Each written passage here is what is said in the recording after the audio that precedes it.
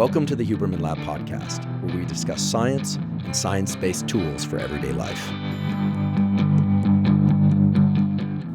I'm Andrew Huberman, and I'm a professor of neurobiology and ophthalmology at Stanford School of Medicine. Today we're discussing cortisol, in particular how to control your cortisol in order to avoid burnout, or should you already be feeling burnt out, how to overcome burnout. Now, it's hard for me to overemphasize just how important cortisol is. In fact, in the late stages of preparing for this episode, it dawned on me that if ever there were an episode of the Huberman Lab podcast that people could benefit from in terms of their health and well-being, this would be that episode. And I say that because, as you'll soon learn, cortisol, the biology of it, how it impacts your mood, your sleep, your immune system, your overall feelings of well-being, not just in the moment, but over the long term, and your ability to control cortisol at different portions of the day and night makes it one of the most, if not the most powerful levers for your health and well-being. So I'm very excited to get into the material for today's discussion about cortisol, how to control it, and how to avoid and overcome burnout. Before we begin, I'd like to emphasize that this podcast is separate from my teaching and research roles at Stanford. It is, however, part of my desire and effort to bring zero cost to consumer information about science and science-related tools to the general public. In keeping with that theme, today's episode does include sponsors. Okay, let's discuss cortisol. Now, I believe that most people have heard of cortisol, and most everyone that hears the word cortisol hears it somewhere nearby the word stress. And it makes sense why you would hear about cortisol in that context, because indeed, cortisol is a hormone that's made and released in response to stress. Now, the problem with thinking about cortisol simply as a stress hormone is that it's doing a lot of other things unrelated to stress that are super important and positive for you. However, it all depends on how high your cortisol levels are and when. So during today's discussion, there's going to be a very prominent theme, which is your cortisol rhythm, or more particularly, your 24-hour so-called circadian rhythm in cortisol. And here's the important first thing to remember. You want your cortisol high early in the day, shortly after waking. And you want your cortisol low in the hours right before sleep and in the first hours of sleep. If you remember nothing else from this episode, please remember that, because if you get those two things correct, everything else in terms of health and wellness and performance, all of that will be reinforced by getting your cortisol rhythm correct. So today I will explain how to get your cortisol rhythm correct. I will also explain what stress does to cortisol in the short term, which turns out to be good for you, and in the long term if you're dealing with long bouts of stress associated with what eventually becomes burnout. So it's also important for me to point out that if you're already feeling wired and tired and burnt out, if you don't have energy in the morning, or if you somehow have low energy all day, but then at night you can't sleep, this is very typical of burnout, or if you have morning anxiety, literally all of that can be resolved, perhaps not entirely, but mostly, and in some cases entirely, by fixing your cortisol rhythm. Okay, so to understand and control your cortisol, the first thing you really need to know is that cortisol, again, is not a stress hormone per se. Rather, cortisol is involved in deploying and directing energy to tissues that need it most. Okay? I'll say that again. Cortisol is not a stress hormone per se. Cortisol should be thought of as a hormone that causes the deployment of energy into the body and helps direct that energy to particular tissues, especially your brain, in order to deal with, yes, stressors, but all sorts of other things that demand your energy. So, the way to think about cortisol is that it causes the release of glucose, blood sugar, into the bloodstream. And it does that by controlling energy release from the liver and from the muscles. But cortisol is not made in the brain. Cortisol is made in your adrenal glands. And of course, the adrenals are associated with adrenaline, also called epinephrine. Those are the same thing, by the way, epinephrine and adrenaline. And your adrenals will release epinephrine, aka adrenaline, in response to a stressor very quickly. Your adrenals can also release cortisol in response to a stressor, but it needs to make that cortisol first and then release it. So cortisol acts on a slightly slower time scale to deal with stress. And as I mentioned before, cortisol isn't just about stress. Cortisol is also about generating energy to deal with pretty much anything that requires energy. So when you need energy to deal with stress, to deal with getting out of bed in the morning, to deal with a hard school task, work task, relationship task, drive your kids to school, whatever, cortisol needs to be released. Okay, this is a very different mental framework around cortisol than we're used to hearing. We normally hear elevated cortisol, I'm releasing cortisol, my cortisol is too high. You need cortisol released in order to get glucose, blood sugar, into the bloodstream. Now, cortisol is unique compared to, say, adrenaline or norepinephrine because cortisol is what's called lipophilic, meaning because cell membranes are lipid, fat, and cortisol is lipophilic, it can move through cell membranes. And what that means in the functional context, what it means for you, is that cortisol is released from the adrenals, circulates in the blood, just like adrenaline would. But unlike adrenaline, it can cross the blood-brain barrier, and it really likes to do that because there are a lot of receptors for cortisol in the brain, in particular in a region of the brain called the hippocampus, which is involved in memory. Now, we'll come back to the hippocampus later because the hippocampus is vital for understanding what happens during situations of chronic stress and why cortisol can be dysregulated under conditions of chronic stress. But for the time being, let's go back to thinking about cortisol simply as a mode of releasing glucose into the bloodstream. Cortisol releases glucose into the bloodstream. Much of that glucose is going to be directed toward brain energy so that neurons, nerve cells can use it to think and to deal with whatever happens to be confronting you during your day, good or bad, stressful or non-stressful. So one of my biggest wishes for today is that you, and hopefully the rest of the world, will eventually come to adopt the understanding that cortisol is not a stress hormone. Yes, cortisol is involved in stress, but cortisol's main job is to deploy energy. It's an energy-producing hormone, in particular, a brain energy-producing hormone. I'd like to take a quick break and acknowledge one of our sponsors, Carbon.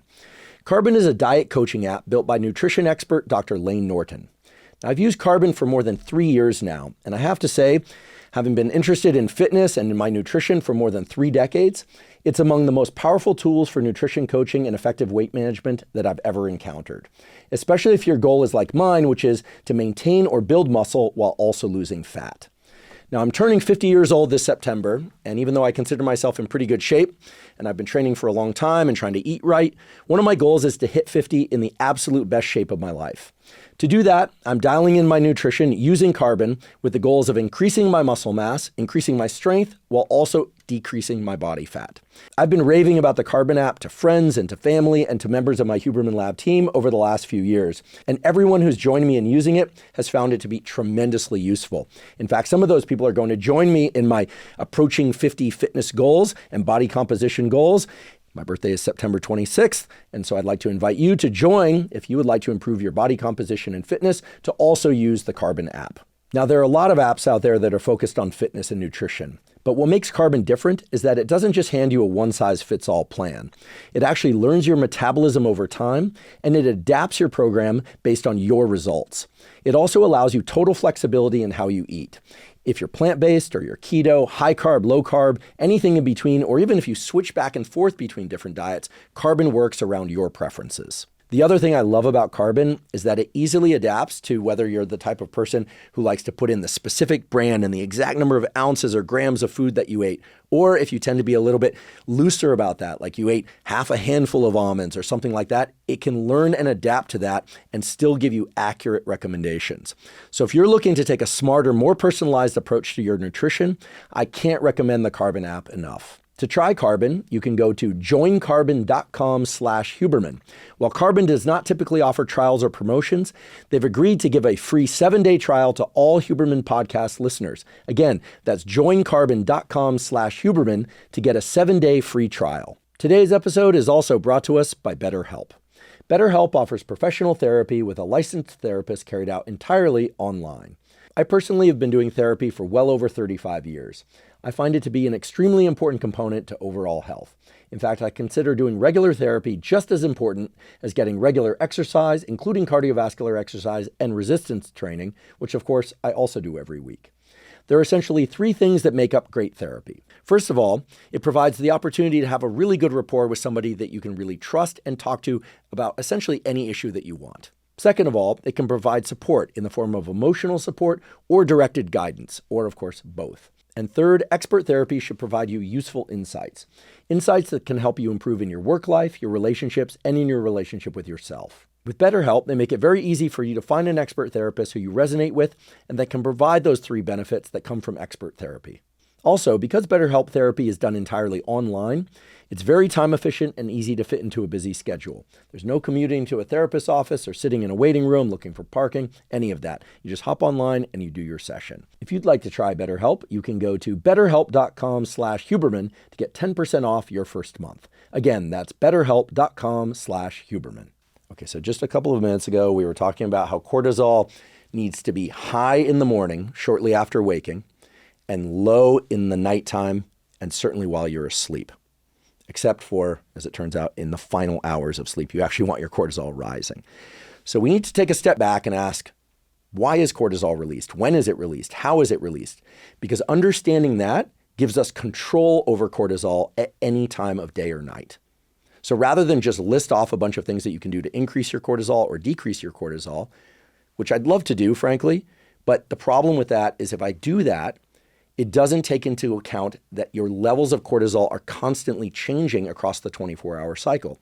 So if you don't understand that endogenous 24-hour rhythm in cortisol, not just knowing that it's high in the morning and lower at night, if you don't understand how that's regulated, you won't know which protocols, which tools to apply when.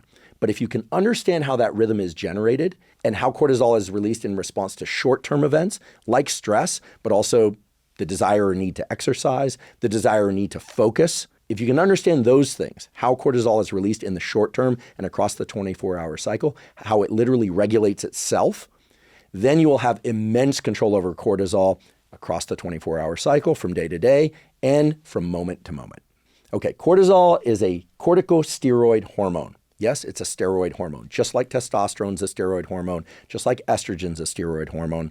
Steroid hormones are derived from the molecule cholesterol. And there are a bunch of biochemical steps that take you from cholesterol to cortisol, or from cholesterol to testosterone, or from cholesterol to estrogen. Scientists have long known that cortisol is not at the same level throughout the 24-hour day. In fact, there's a quite classic study now that examined the 24-hour pattern of the episodic secretion of cortisol in normal subjects. And what they found is that there are essentially 4 phases of cortisol levels. I'll just read off what these different phases are.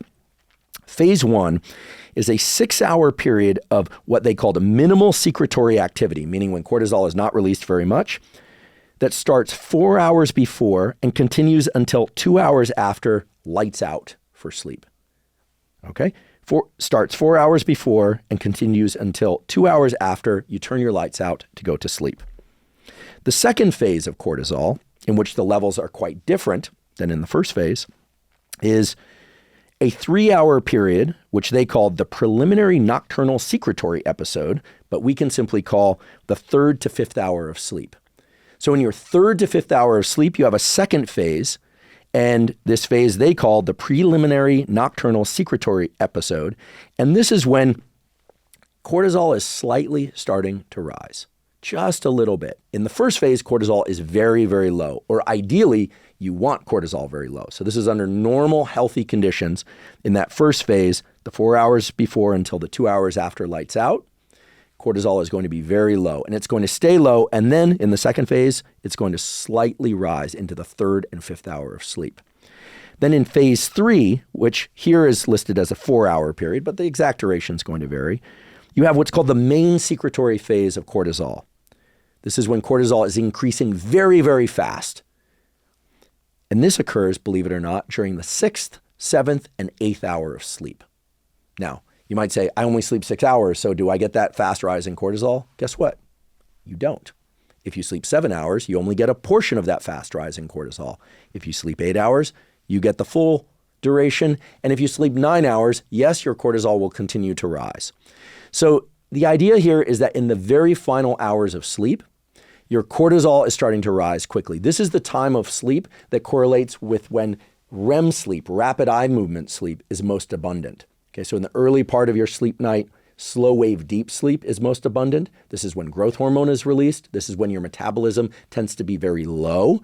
Think about it. Metabolism low means low requirement for blood glucose, and it's associated with low cortisol levels. Starting to make sense. In the last portion of sleep, the final, say 2 to 3, or if you sleep 9 hours, 4 hours of sleep, you have rising levels in cortisol. We know that's associated with REM sleep, rapid eye movement sleep, and we know that REM sleep is a time of robust brain activity that even is greater than what occurs during wakeful states.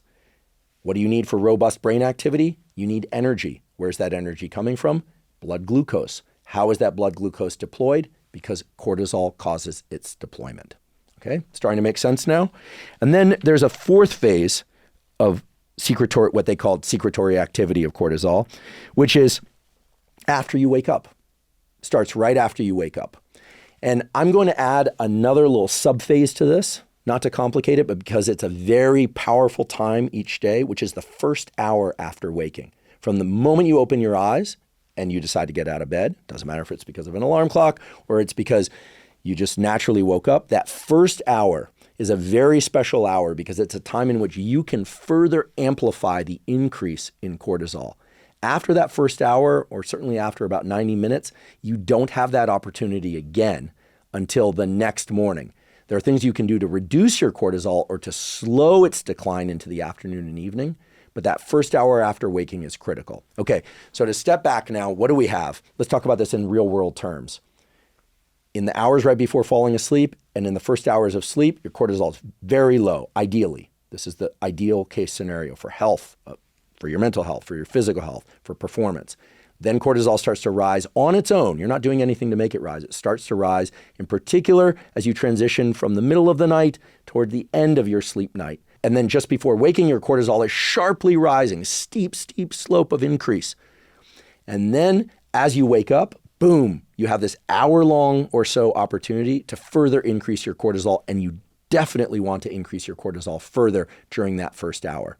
And then about 3-4 hours later, so for most people that would be late morning or around noontime, your cortisol levels are slowly going to start to decline. However, if they decline too slowly, that's bad. If they decline too sharply, that's also bad. So the picture I'm trying to draw for you here is you want a really sharp spike in cortisol as you arise in the morning, and then you want that to taper off somewhat gradually. So not too steeply, not too gradually, into the afternoon, such that by 3-4 hours or so before sleep, your cortisol levels are low, and continuing to fall lower before they start up again the next morning in anticipation of you waking up. And if you haven't already caught on to this yet, you literally wake up because of a rise in cortisol. It's called the cortisol awakening response, or CAR, C-A-R, cortisol awakening response. The importance of cortisol for waking up and for feeling alert early in the day cannot be overstated. This is the anchor point at which you have control over your cortisol levels. And if you do things right in that first hour or 90 minutes of the day, you're going to set yourself up for an overall healthy pattern of cortisol release at night as well. Okay, so stay with me here as we get into a bit of mechanism as to how this cortisol rhythm is generated. Because if you can understand that, it gives you immense control. Okay, so let's talk about how cortisol is generated and how it self-regulates itself. So cortisol, again, is made and released from the adrenals, to be specific, from a particular middle layer of your adrenals, where a particular category of cells that make cortisol reside. Those cells need the instruction to make and release cortisol, and that instruction comes in the form of a hormone. So the whole story starts up in the brain in an area of the so-called hypothalamus. Hypothalamus is a little structure. It's actually quite small, but the size of about 2 small marbles sitting above the roof of your mouth. And they sit next to this thing that we call a ventricle, which is where the cerebrospinal fluid circulates. Now, this turns out to be important because the cerebrospinal fluid gives the brain, or the neurons there, information about the chemistry of the body. It gives the neurons there information about what's in the bloodstream too, because the area there allows blood vessels to get closer to the neurons and expose the neurons to more of what's going on in terms of the body chemistry than neurons located more deeply in the brain. So it's nice that the neurons that we're going to talk about now reside in an area of the hypothalamus called the paraventricular nucleus. Para means near, ventricular means ventricle, so paraventricular, near the ventricle, where they can access information about the body's chemistry. So there are neurons that reside in the so-called PVN, paraventricular nucleus, and they extend processes into the pituitary gland. The pituitary gland is a little stalk that has a couple of different lobes, okay? They literally look like little lobes. It looks like if you took a couple cloves of garlic and you held onto their stalks next to one another, those two cloves of garlic, a big stalk and a slightly smaller stalk. That's kind of what the pituitary looks like. And the pituitary actually extends out of the brain. And the neurons in the paraventricular nucleus release a hormone called corticotropin-releasing hormone, or CRH. Corticotropin-releasing hormone acts on neurons in the anterior pituitary, in that front piece of garlic, and causes the cells there to release a hormone called ACTH, adrenocorticotropin hormone. Okay, I know there's a lot of nomenclature here, but you should know the facts. ACTH is then released into the bloodstream, and it travels down to the adrenals, and it stimulates the release of cortisol. In fact, by binding to something called the melanocortin receptor, which doesn't seem important for the moment, but later when I tell you why people who have chronically elevated cortisol get what's called hyperpigmentation, they get some pigmentation on their face that's kind of blotchy, right? This is a symptom of something called Cushing syndrome, which is elevated cortisol. It will make sense. Melanocortin, okay, it's involved in pigmentation. The melanocortin receptor sits in that middle layer of the adrenals, and ACTH binds to it, causing the synthesis and release of cortisol. Okay, then cortisol in response to stress, yes, but also in response to any time we need to get our energy going, our brain energy, our focus, or as you learned a few moments ago, anytime we need to wake up in the morning, right? Anytime we need to get out of bed, that requires energy, right? In fact, the transition from sleep to wakefulness is one of the biggest requirements for an energy surge, which is why you have the cortisol awakening response.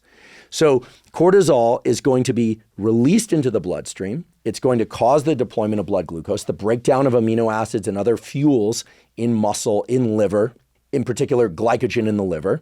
That's going to be released into the bloodstream. And here's the thing. As cortisol is released into the bloodstream, the neurons in the brain that cause the release of CRH, corticotropin releasing hormone, have access to how much cortisol is in the bloodstream. How? Well, they are paraventricular. Blood vessels and capillaries are also lining the ventricles. So those cells in the paraventricular nucleus have a sort of thermometer, if you will. They're kind of like a thermostat paying attention to just how high levels of cortisol are in the bloodstream. So when levels of cortisol in the bloodstream are very low, those cells in the paraventricular nucleus release more CRH to stimulate the release of ACTH, to go to the adrenals, to cause the stimulation and release of more cortisol, driving levels of cortisol up. And by the way, cortisol has a relatively long half-life, so it tends to accumulate in the bloodstream. So as levels of cortisol tend to go up, let's think about that last phase of sleep, maybe 2 or 3 hours before you wake up, cortisol's going up, up, up, up, up, up. What ends up happening eventually is that the cells in the paraventricular nucleus of the hypothalamus that release CRH hit a point where they realize, at a biochemical level that is, they realize based on receptor saturation and some other mechanisms internal to the cells, cortisol levels are really, really high right now. Let's shut down the release of corticotropin releasing hormone, which causes a shutdown of the release of ACTH, which causes a shutdown of the synthesis and release of cortisol from the adrenals. So this is what we call a negative feedback loop. And by the way, this is the same way that testosterone works. In many ways, it's the same way that estrogen works, although estrogen is subject to a bit more regulation as well. When levels of the hormone cortisol reach a certain point, a certain threshold, it shuts down its own production by turning off the signals that would cause more of it to be produced. Okay, so there's a negative feedback loop. Now that means that cortisol, after reaching a certain high level in the morning, will eventually start to drop off. And those levels will continue to drop off.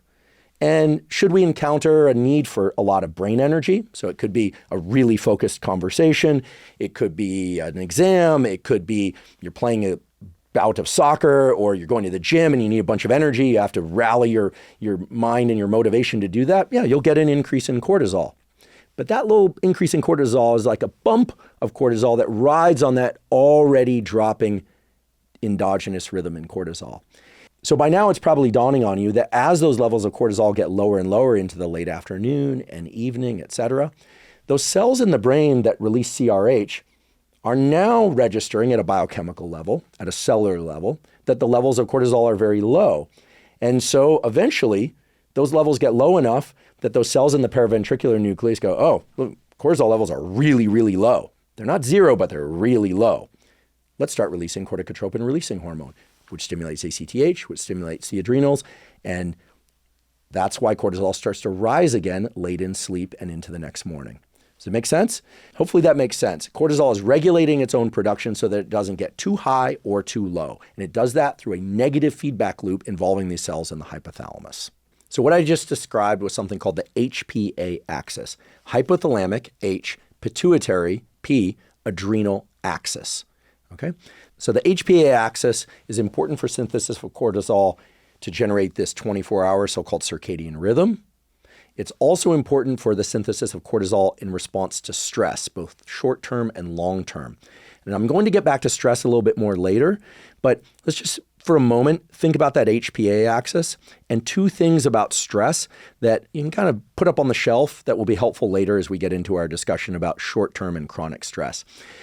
Stress activates the HPA axis, but as you know, stress is a very fast response. Meaning when you encounter a stressor, your heart rate goes up, your blood pressure goes up, your eyes widen, literally your pupils widen and your eyes widen, and all sorts of things happen in terms of your levels of alertness and attention. That very rapid response occurs also because of the HPA axis, but because of the release of adrenaline, epinephrine, and norepinephrine from your adrenals and also from areas in your brain. That's a very fast thing. It happens within milliseconds. If not milliseconds, certainly within seconds. Just think about if you're walking down the street in a city and a car kind of veers onto the sidewalk and you have to jump out of the way. You made the reaction without even basically having to think about it. You get out of the way and your heart rate's up. Everything's happening all at once. You're a completely different state than you were just a few seconds prior even. That's all happening fast because of adrenaline and norepinephrine. Cortisol, yes, will be deployed in response to that sort of stressor. But cortisol needs to be synthesized and then released, and then it causes the release of glucose. And that's going to take some time. In fact, it takes about 10 minutes. So it turns out that can explain a lot of why stress tends to come on very quickly and last rather long relative to the stressor, to the thing like the car that veered up onto the sidewalk. You probably had that experience where something happens that's very stressful, then the stressor is resolved, right? The car didn't hit you, it didn't kill you, thank goodness, didn't run over your leg, didn't break your leg, thank goodness. But you turn to your friend, and you're like, oh my goodness, oh yeah, that was a close call. And guess what? About 5-10 minutes later, you're still kind of stressed about it. Something stressful happened, something real, as we say, happened. And it's hard to just kind of get back to baseline again. And that's because that wave of cortisol comes on a little bit later and it lasts longer. It has a much longer half-life than does adrenaline or norepinephrine. So the stress response has this fast aspect to it that's generated through the HPA axis and through, again, release of hormones such as norepinephrine in the brain. Those two things happen in parallel. By the way, that happens because adrenaline is released from the adrenals very quickly to cause changes in the body, but adrenaline can't cross the blood-brain barrier. And when you need a very fast reaction in order to deal with a stressor, you can't really wait for that hormone to cross from the bloodstream into the brain. So you release norepinephrine from a site in the brain very quickly as well, in parallel with that release of adrenaline. So those two things happen in parallel. Boom, you deal with the stressor. Hopefully, that stressor is resolved, didn't injure you or worse, but then that wave of synthesis and release of cortisol occurs, blood glucose is elevated, and so it takes a while for stress to come down again. All of that is mediated through the HPA, Hypothalamic-Pituitary-Adrenal axis, as is the generation of that 24-hour rhythm in cortisol, where cortisol slowly rises and then goes back down into the evening and nighttime and so on, okay? Now, that's the first way that cortisol is synthesized and released. But there's a second way that turns out to be very important, and it involves a structure called the suprachiasmatic nucleus, or SCN. The suprachiasmatic nucleus is your brain's central circadian pacemaker. It's the set of neurons, also above the roof of your mouth, also in the hypothalamus, that basically orchestrates all the activities of all the organs and cells in your body like an orchestra conductor. Makes sure that your gut cells are active at a certain time, that you're hungry at certain times, you're not hungry at others, regulates pretty much everything, including cortisol. And the SCN can control the HPA axis, when it's active, when it's less active, by virtue of connections that run through, if you really want to know the names for you aficionados, through the dorsomedial hypothalamus and then to the paraventricular nucleus. Okay, that's all fine and good. It just means that the HPA axis is subject to immediate control over stressors or other things that require our attention. Again, doesn't have to be stress, could be positive things. As well, the HPA axis is under the control of the SCN, circadian timing, which is what generates that high in the morning, low in the afternoon and evening rhythm. All of that subject to negative feedback. Controls itself, making sure levels don't get too high or too low for too long. But there's a second pathway, a parallel pathway as we call it, that is separate from the HPA control over the synthesis and release of cortisol. And this one originates also in the SCN, the suprachiasmatic nucleus, and is relayed through a couple of different synapses, a couple of different junctions, and eventually runs through a nerve pathway that for you aficionados is called the splanchnic nerve. All right, kind of cool name, splanchnic nerve, that can cause the release of cortisol, or I should say the synthesis and release of cortisol, in response to times when you want cortisol to be especially high for a while. Okay, so this is different than the requirement for stress. You might think, we want cortisol to be high in response to stressors. No, your brain and body are really smart. They're really, really smart. When you encounter a stressor, you deploy just as much cortisol as your body thinks you might need in order to resolve that stressor, and probably not a whole lot more. And because cortisol lasts a while, as we just discussed, it gives you an opportunity to have more brain energy, bodily energy to resolve that stressor. But your brain and body sort of know at a biological level that you don't want cortisol too high for too long. That's why you have the negative feedback loop. However, there's a beautiful mechanism, which is this second parallel pathway from the SCN, that allows you to control the amount of cortisol that you release and boost it even further for a long period of time. Now, when would you want that to occur? You think, why would I want that to occur? Maybe in response to a chronic stressor, a very long stressor. Well, actually, you wouldn't want that to happen, because if cortisol is elevated for too long at the wrong times of day or night, you run into all sorts of issues related to immune system suppression, to dysregulation of metabolic function. And this is where we start to hear about some of the more common negative aspects of chronically elevated cortisol, like accumulation of body fat around the midsection, the so-called moon face. Literally the rounding of the face and the accumulation of fat in the face. There's usually an accompanying loss of fat in the neck and accumulation of fat around the belly. Nobody wants this, right? Some things like hyperpigmentation and things like that, all right? But there is a time of day when everyone would benefit from having higher levels of cortisol, not just for a few moments or minutes, but for several hours. And that's the first hour or 2.5 or 3 after waking. So while there's this 24-hour rhythm in cortisol where cortisol is elevated in the morning, there's this unique opportunity of about an hour to 2 hours, maybe 3, immediately after waking, when your SCN can activate this parallel pathway down to your adrenals to cause the release of more cortisol and elevate your morning energy, alertness, mood, and so on. Now, you might be saying, wait, this is kind of confusing. The SCN controls the 24-hour rhythm, but it's also controlling the faster release of cortisol during this, kind of one unique window immediately after waking.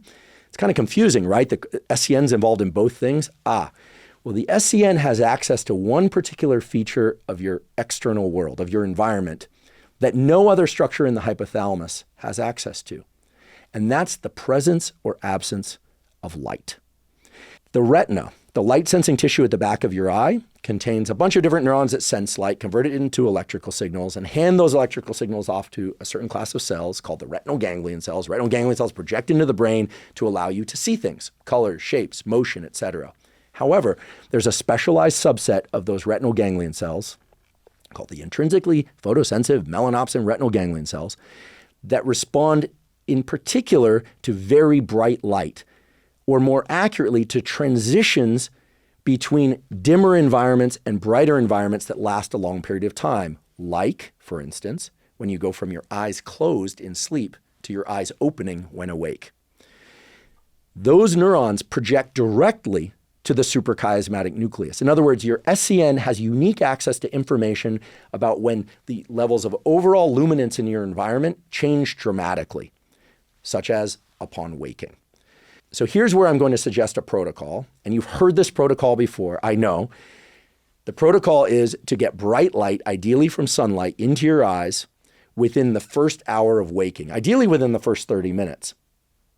Ideally, it's from sunlight, so you would go outside, take your sunglasses off. Eyeglasses and contacts are fine, even if they have UV protection in them. Look in the direction of the sun. Blink as needed to protect your eyes.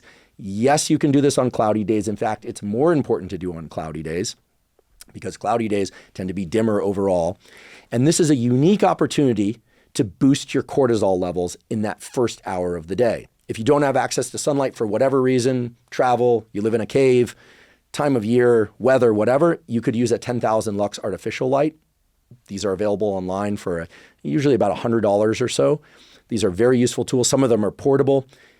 If you're going to do that, I still highly recommend that you get outside and get some sunlight in your eyes as soon as you can once the sun is out. But for you very early risers that wake up before the sun is out, this is so, so key. And I know I've been talking about this for years on this podcast and elsewhere. And I know I've just been, hitting this like a, banging on the same drum over and over again.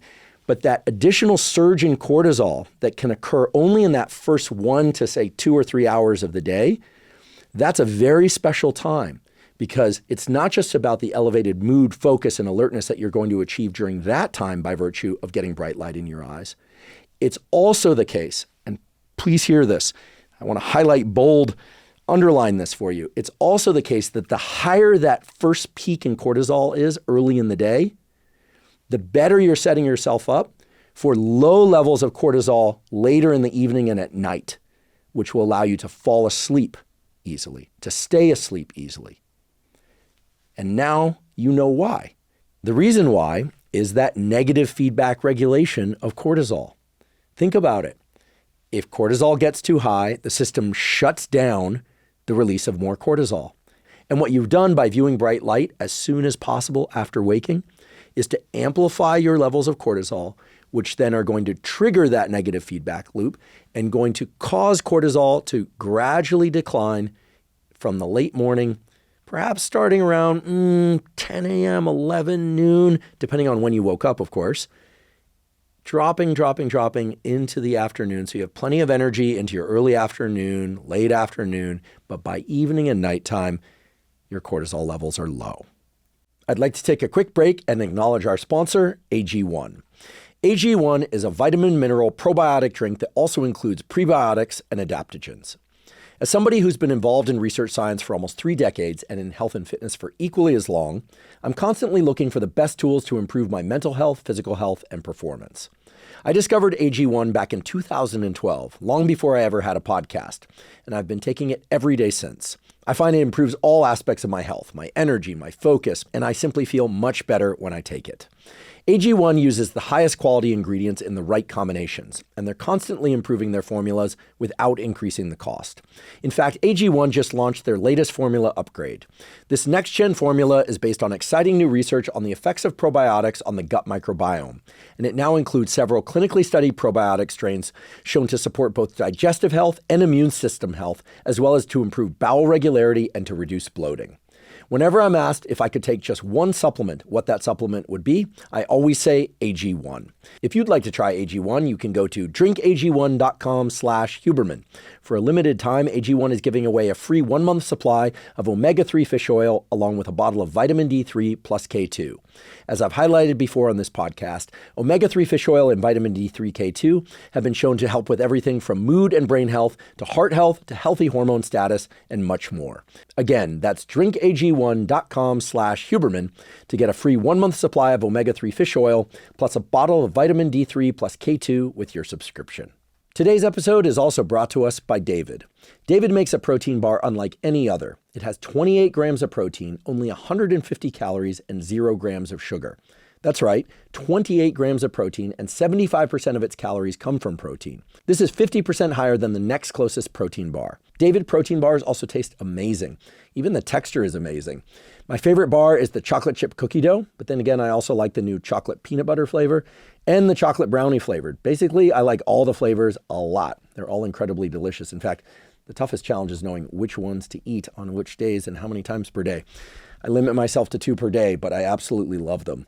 With David, I'm able to get 28 grams of protein in the calories of a snack, which makes it easy to hit my protein goals of 1 gram of protein per pound of body weight per day, and it allows me to do so without ingesting too many calories. I'll eat a David protein bar most afternoons as a snack, and I always keep one with me when I'm out of the house or traveling. They're incredibly delicious, and given that they have 28 grams of protein, they're really satisfying for having just 150 calories. If you'd like to try David, you can go to davidprotein.com/Huberman. Again, that's davidprotein.com/Huberman. Now we're going to talk about some other things that you can do to boost your morning cortisol in a meaningful way. However, before I do that, I have to say that this viewing morning sunlight thing, or bright light from a 10,000 lux artificial source, the increase in cortisol that it provides, and therefore the increase in energy and mood and focus, etc., is very significant. It's been shown to quickly increase cortisol levels by up to 50%, 50%. And in fact, it's clinically significant. People who live in areas of the world where during winter there's very little availability of sunlight and just rely on artificial indoor lights often suffer from what's called seasonal affective disorder. The protocol I just described is exactly the same protocol that they have used successfully to offset seasonal depression. Now, I realize that most of you listening to this don't live in areas of the world too close to the poles, so no doubt you get more sunlight available to you during the winter than you do if you were to, say, live in Scandinavia or down at the South Pole. However, these days, most people are not taking advantage of those early hours of the day to get outside and get bright light from sunlight or from a 10,000 lux artificial source. In fact, most people just look at their phone or flip on a few indoor artificial lights, and that is not going to be sufficient to boost your cortisol levels the way you need to in order to achieve the kind of elevation in mood, focus, and alertness, and that can offset things like not just seasonal depression, but mild depression, malaise, lack of daytime energy, and on and on. So this thing about viewing bright light early in the morning, it's a real thing from the standpoint of the mechanism is understood, the ideal timing is understood, the magnitude of the impact on cortisol is very significant. These are big effects, and it's clinically significant with respect to mood, meaning you're going to feel more energized, you're going to feel better. Okay, so now that you understand that getting your cortisol high upon waking is the right thing to do, this is what you want. Let's talk about some of the other things you can do besides viewing bright light in order to increase your morning cortisol. But keep in the back of your mind that viewing bright light is the foundation. Okay, so you wake up in the morning and as quickly as you can, you get bright light into your eyes. What else should you do to boost your cortisol? Well, there are a number of things that you can do and that you should do every single day. Most of them are pretty easy and many of them can be combined. One of those is hydration. Now, of all the protocols in the realm of mental health, physical health, and performance, I think the most underrated one, believe it or not, is hydration. When you look at the literature on hydration and the effects of even mild dehydration, what you find is that cognitive function, physical function, basically cellular function and organ function generally, all suffer when you're even mildly dehydrated. So it's very important that you hydrate first thing in the morning. For me, that's 16 to 32 ounces of water with some electrolytes in it. For you, it might just be water, whatever. The interesting thing is that one of the major effects of proper hydration is to increase levels of alertness, and the way it does it is by acting on the adrenals, both epinephrine, adrenaline, and cortisol release. And we're not talking about big spikes in cortisol related to drinking water. We're talking about modest increases in the levels of pulsatile, as it's called, release of cortisol due to hydration. So hydrating first thing in the morning, also a terrific idea. You can do this while you get your bright light outside or while you get your bright light from a 10,000 lux artificial source. Hydrate first thing in the morning. It's going to increase your levels of energy then and throughout the morning and into the afternoon. Again, highly underrated protocol, in part because it takes a lot of dehydration before we realize that we're dehydrated. When you wake up in the morning and you use the restroom, you're probably mildly dehydrated. Get yourself hydrated first thing in the morning. Your cortisol levels will thank you. Your levels of energy will thank you. Now, if you're like me, you also hydrate with caffeine. Okay. Now, the discussion around caffeine and cortisol can be a little bit confused by the sort of discrepancies in the literature as to, yes, caffeine increases cortisol, or some studies that show, no, caffeine doesn't increase cortisol, but it might extend the life of cortisol.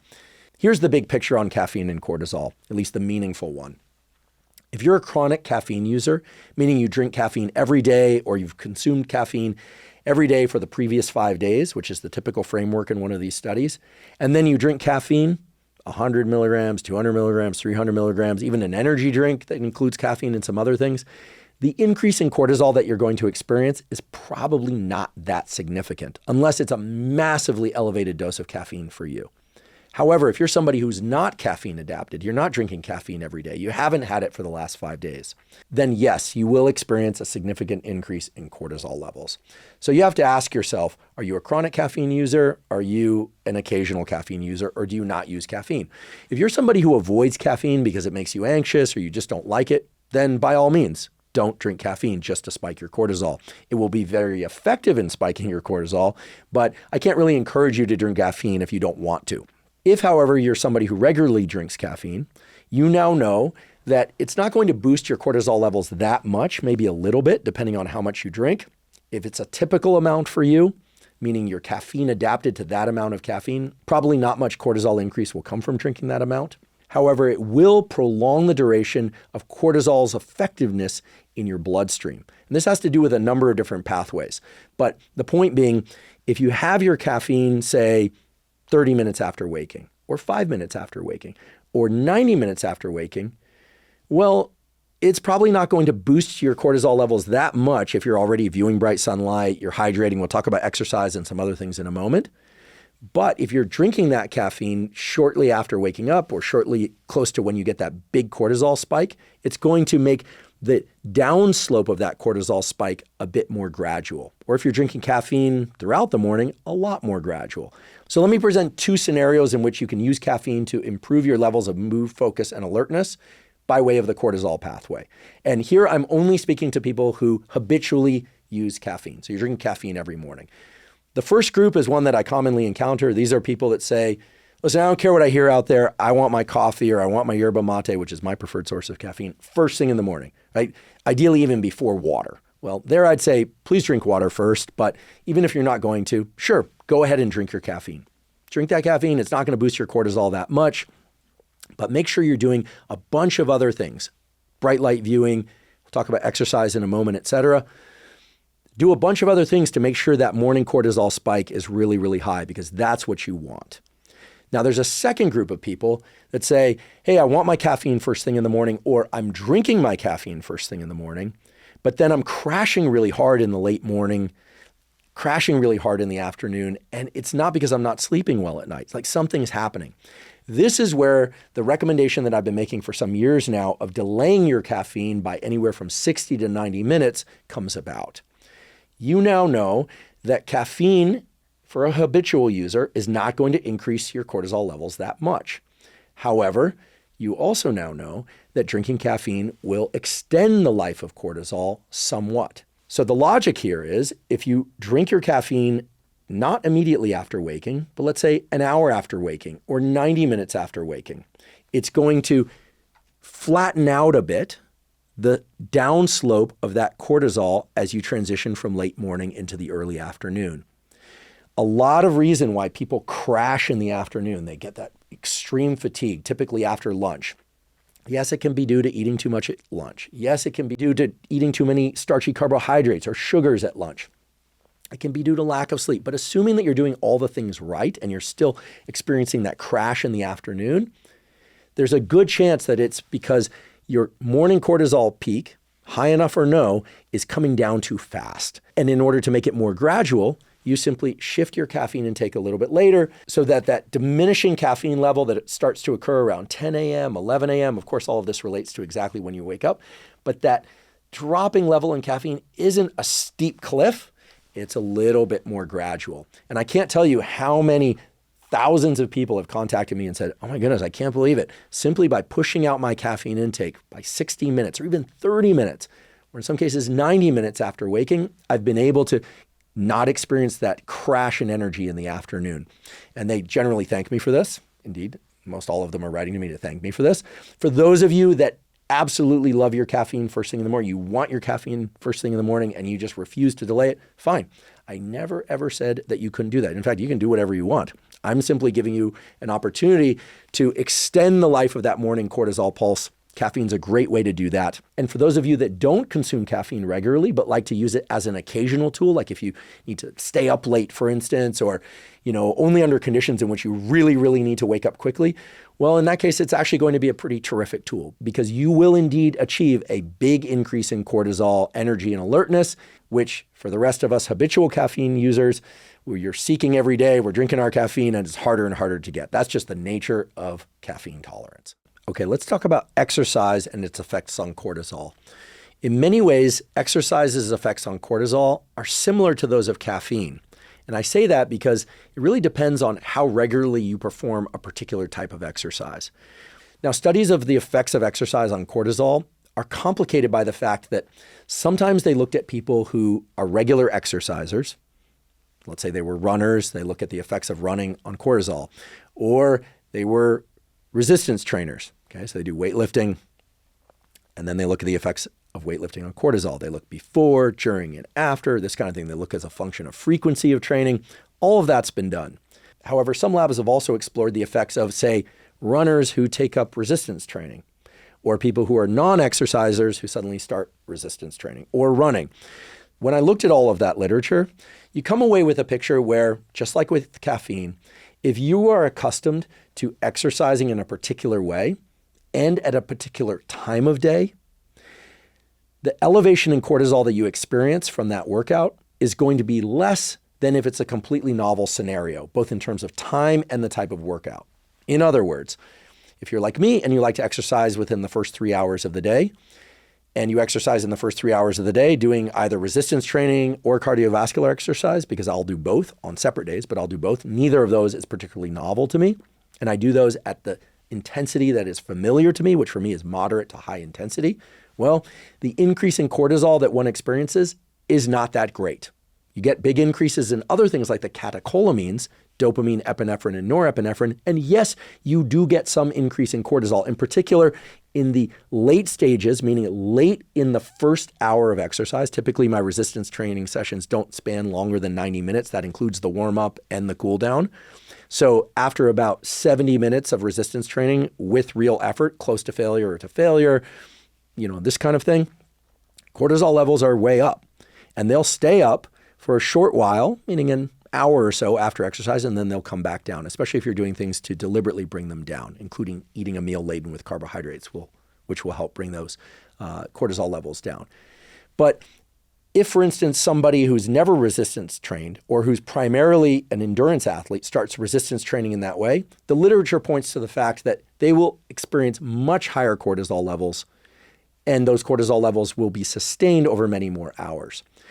The same thing could be said for endurance exercise or for high-intensity interval training. I don't want to complicate things too much by spelling out each of the different scenarios. I will provide a link to it, what I consider a really nice paper. It's just one of the several pointing to this, but the title of the paper is Endocrine Responses of the Stress System to Different Types of Exercise, and they looked at single bout endurance, regular endurance, single bout high-intensity exercise, regular high-intensity exercise, single bout resistance, regular resistance. So they went through not all, but many of the permutations that are possible and spell out what are the effects on cortisol, what are the effects on the catecholamines, norepinephrine and epinephrine in this case, what are the effects on inflammatory cytokines. We sometimes forget this, but inflammatory cytokines are a healthy byproduct of exercise because those trigger the adaptations in your immune system and other tissues to adapt, to get stronger, including your immune system. And they also looked at growth hormone. It was kind of interesting because where you find big increases in cortisol, you also see big increases in growth hormone in response to exercise. Meaning when the exercise is novel, either because it's a new form of exercise or because the intensity is novel. So we can take a step back and say with certainty, exercise increases cortisol.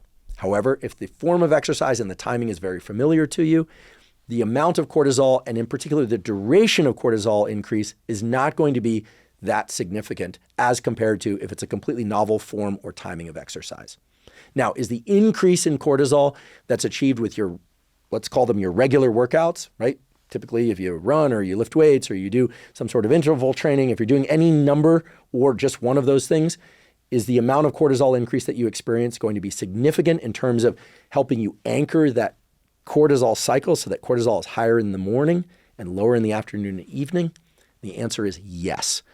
Exercise of a type that's familiar to you, of an intensity that's familiar to you, may not significantly increase your cortisol levels as compared to a form of exercise that's completely novel. However, exercise provides a very strong what's called entrainment cue. Entrainment cues are cues of things that we do. These could be meals, it could be light exposure, it could be exercise, it could be all sorts of things, even social engagement that feed back onto the SCN, the suprachiasmatic nucleus, and reinforce the timing of the cortisol release that the SCN causes. So there are these beautiful interactions between exercise, the SCN, and cortisol release that when we exercise at roughly the same period of time each day, it doesn't have to be right on the minute, but within the same 2 or 3 hour window each day. And since, like most people, you're probably not exercising every single day, perhaps 3 days a week, 4 days a week, ideally 5 or 6 days a week. When you do that, pretty soon you get a cortisol increase simply in response to the timing rolling around in a very Pavlovian way, even if you don't exercise. Now, you have to keep exercising to maintain that. But the key here is that when you exercise in the same 2 to 3 hour window each day, or at least 3 days a week, ideally 4, 5, 6 days per week, I do think it's important to have at least one complete rest day. When you do that, that big peak in cortisol that's endogenously generated by your SCN, that's just internally generated without doing anything else, it gets anchored to that stage of the day in a very solid way as compared to people who don't exercise early in the day. So the point here is that you exercise, sure, to increase your cortisol, but probably for a bunch of other reasons more than you do to increase your cortisol. But getting your cortisol rhythm correct is absolutely essential. In fact, it's going to give you the anticipatory energy for exercise. In fact, you can try this. It's remarkable. If you exercise at the same time of day for, say, 4 to 5, maybe 6 days per week, you just do that for a week. And it doesn't have to be, again, exactly at the same time you start, exactly at the same time you stop, plus or minus 30 minutes. What you'll find is that in the hour leading into that exercise, you will start to experience an increase in energy. And it's not just psychological. There's an anticipatory rise in cortisol that's governed by the SCN and this process that we call entrainment, which is anticipation. It's kind of like a Pavlovian response, but it's on a longer time scale.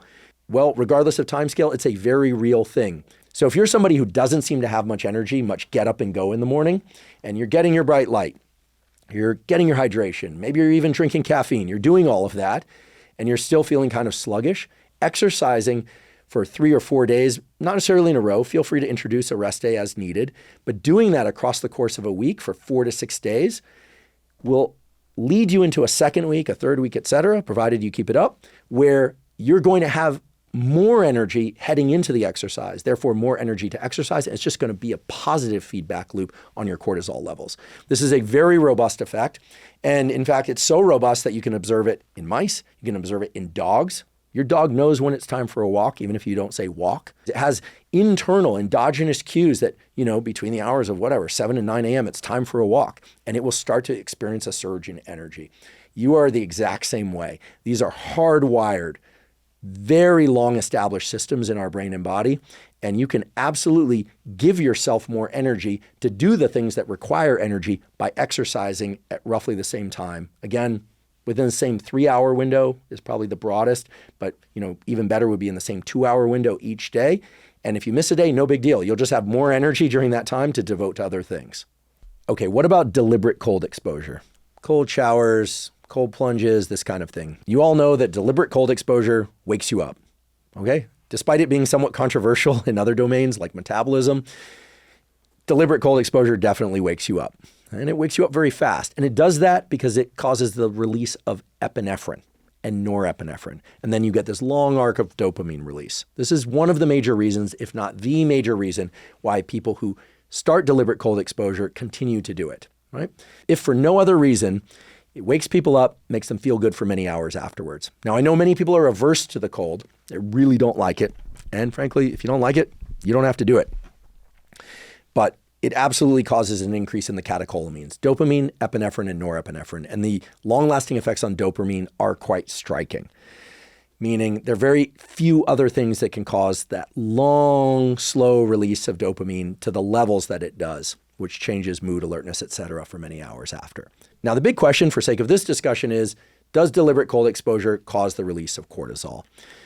And just like with exercise, just like with caffeine, the real question that we have to ask ourselves is how novel, how unfamiliar is that deliberate cold exposure? Because while the perfect experiment has never really been done, if you amass the literature on this, what you find is that if you put people into very cold water, or even just cold for them, uncomfortably cold for them water, yes, they'll increase more cortisol. Yes, they'll release cortisol into their bloodstream. However, if they do this habitually, then the increases in cortisol are not meaningful. They're not statistically significant. So that actually leads to two important takeaways. The first one is, if you want to use deliberate cold exposure as a way to increase cortisol, great, do that. But probably don't do it more than, say, 1 or 2 times per week. Otherwise, it will lose its effectiveness for that purpose. It will still be very effective for all the other reasons that deliberate cold exposure has been purported to be effective, including increased release of catecholamines. So the takeaway here is very straightforward. If you want to boost your cortisol levels using deliberate cold exposure, cold shower, ice plunge, whatever it is, you can do that. But it needs to be occasional deliberate cold exposure, probably not more than twice per week. Otherwise, you're not going to get a significant increase in cortisol as a consequence of that deliberate cold exposure. However, if you're somebody who likes doing deliberate cold exposure, keep in mind that it's not going to chronically elevate your cortisol. This is advantageous for a number of reasons. First of all, it will, yes, continue to elevate your levels of dopamine, norepinephrine, and epinephrine for increased mood and energy. That effect persists. As far as we know, that effect never saturates. But if you're somebody who's concerned about elevating your cortisol too much, you're concerned about chronic elevation of cortisol, and I hear a lot about this in the circles around, important differences between men's fitness and health and women's fitness and health, and maybe that deliberate cold exposure is good for men and not for women. There's really no evidence to support that. In fact, the evidence points in exactly the opposite direction, which is that when people, men or women, do deliberate cold exposure regularly, more than twice per week, then the impact on cortisol is not significant, and yet they still can benefit by getting those increases in dopamine, epinephrine, and norepinephrine. I'd like to take a quick break and acknowledge one of our sponsors, LMNT. LMNT is an electrolyte drink that has everything you need and nothing you don't. That means the electrolytes, sodium, magnesium, and potassium in the correct amounts, but no sugar. Proper hydration is critical for optimal brain and body function. Even a slight degree of dehydration can diminish cognitive and physical performance. It's also important that you get adequate electrolytes. The electrolytes, sodium, magnesium, and potassium, are vital for functioning of all the cells in your body, especially your neurons or your nerve cells. Drinking LMNT dissolved in water makes it very easy to ensure that you're getting adequate hydration and adequate electrolytes. To make sure that I'm getting proper amounts of hydration and electrolytes, I dissolve 1 packet of LMNT in about 16 to 32 ounces of water when I first wake up in the morning, and I drink that basically first thing in the morning. I'll also drink LMNT dissolved in water during any kind of physical exercise that I'm doing, especially on hot days when I'm sweating a lot and losing water and electrolytes. LMNT has a bunch of great tasting flavors. I love the raspberry, I love the citrus flavor. Right now, LMNT has a limited edition lemonade flavor that is absolutely delicious. I hate to say that I love one more than all the others, but this lemonade flavor is right up there with my favorite other one, which is raspberry or watermelon. Again, I can't pick just one flavor. I love them all.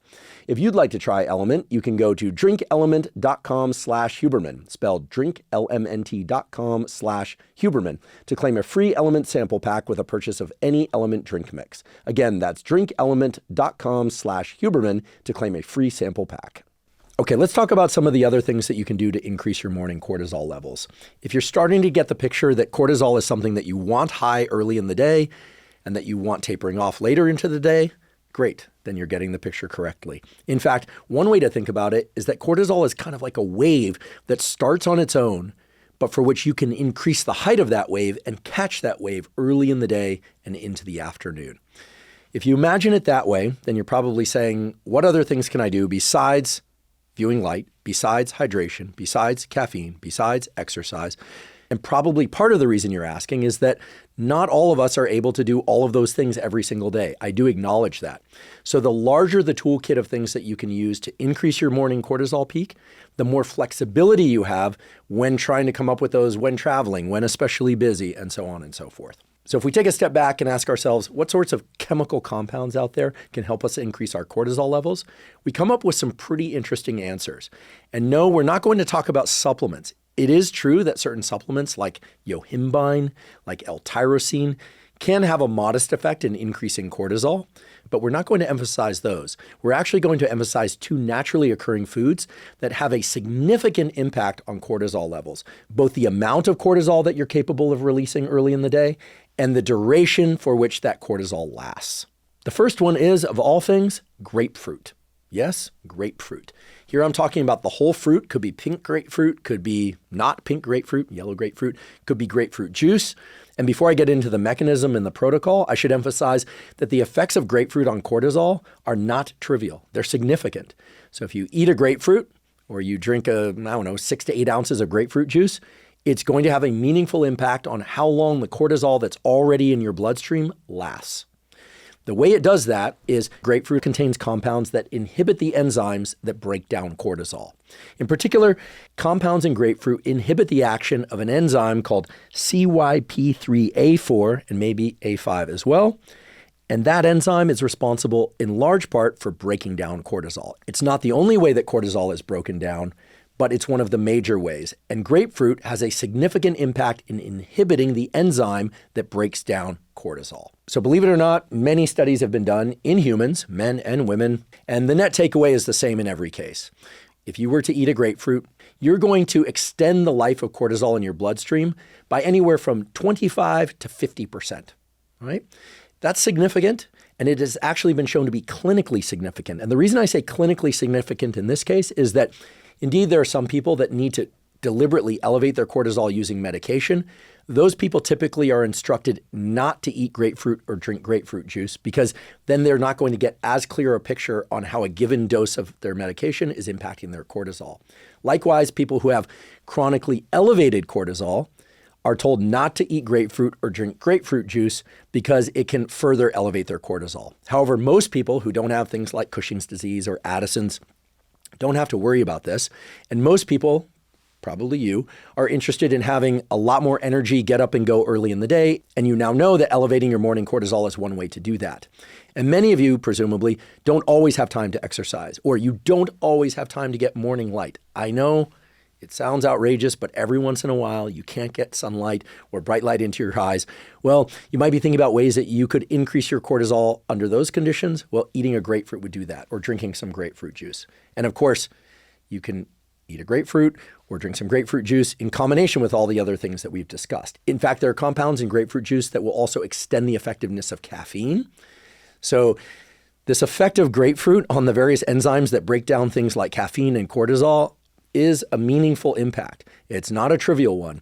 And so while it might seem kind of silly to say, oh yeah, eat grapefruit to increase your morning energy, it's actually a real thing that's separable from the effects of grapefruit on, say, blood sugar. That comes from the fructose in grapefruit, that comes from the vitamins and minerals and other things in grapefruit. There's a real and meaningful impact of grapefruit on the cortisol breakdown pathway. So if you're interested in boosting your morning cortisol, simply eat a grapefruit in the morning. I've started doing that late morning. I typically eat my first meal of the day somewhere around 10:30, 11 a.m. It sort of varies from day to day. I don't typically eat first thing upon waking. I do drink caffeine first thing upon waking if I'm going to exercise. Most other days I delay my caffeine a bit.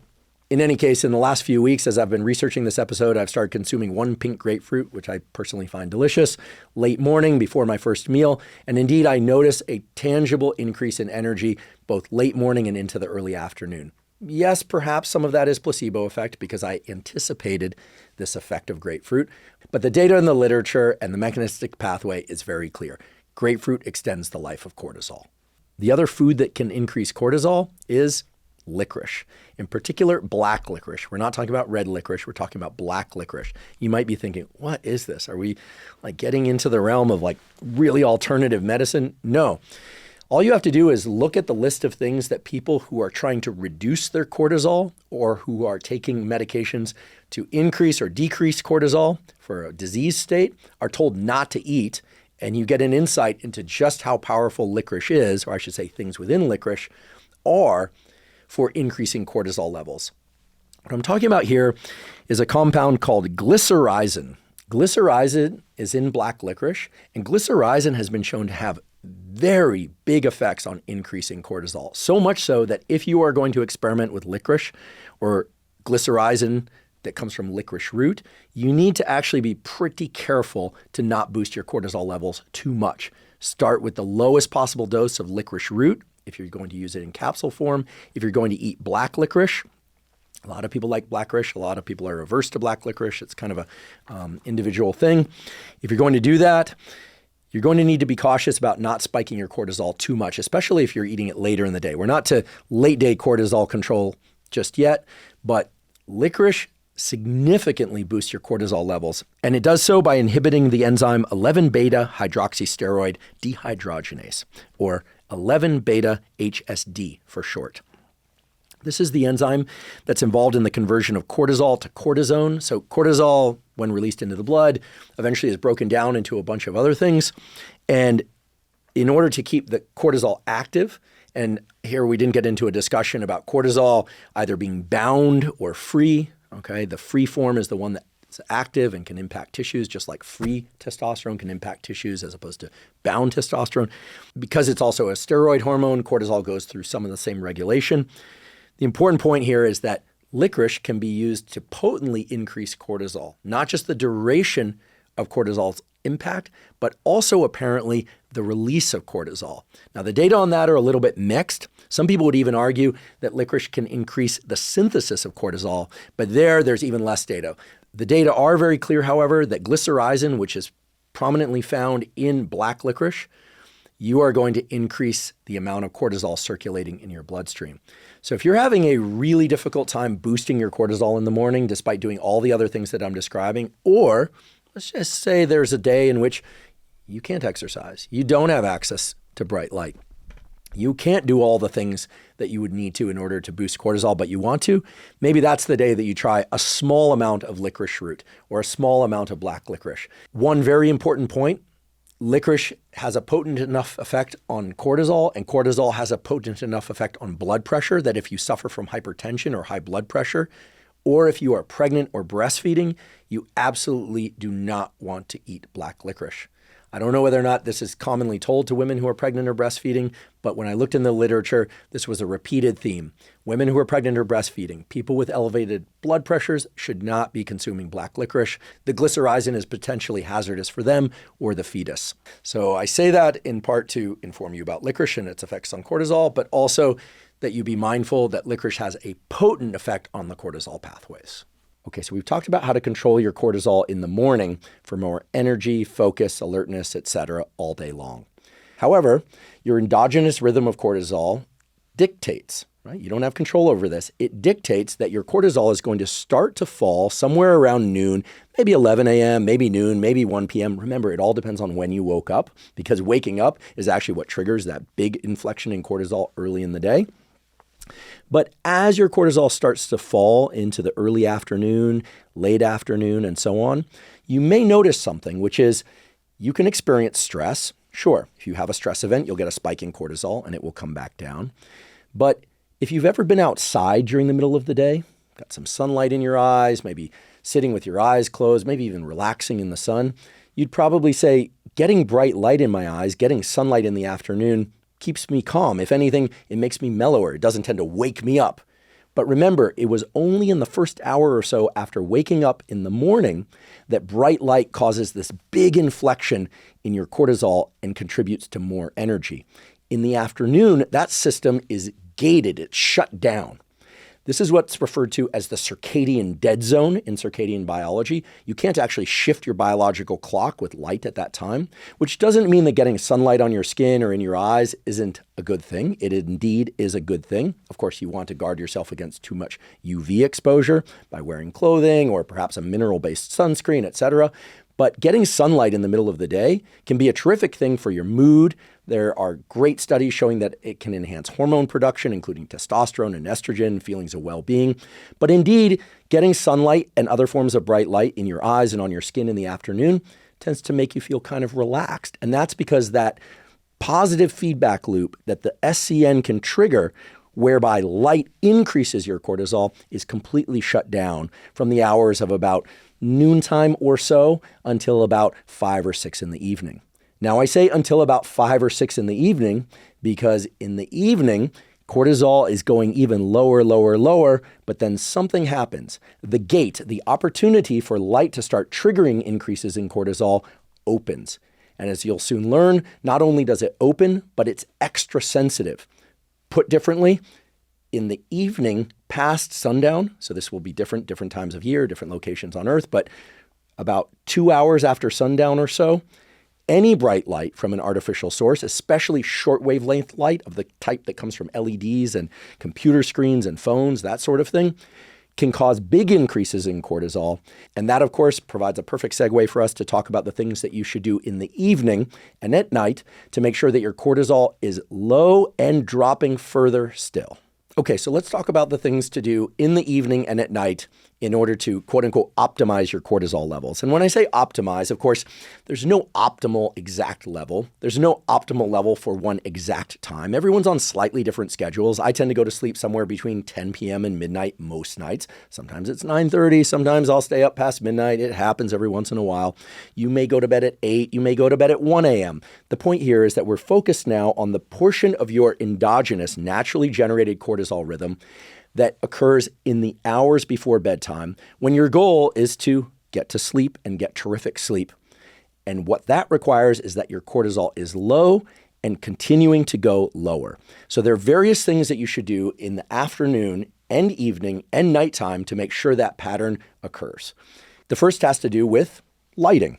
As I just described, in the evening, about 2 hours after sundown is really when this phase of your cortisol cycle begins, where not much light is required in order to create big increases in cortisol, which is the exact opposite of what you want in the evening and at night. You want your cortisol going down, not up.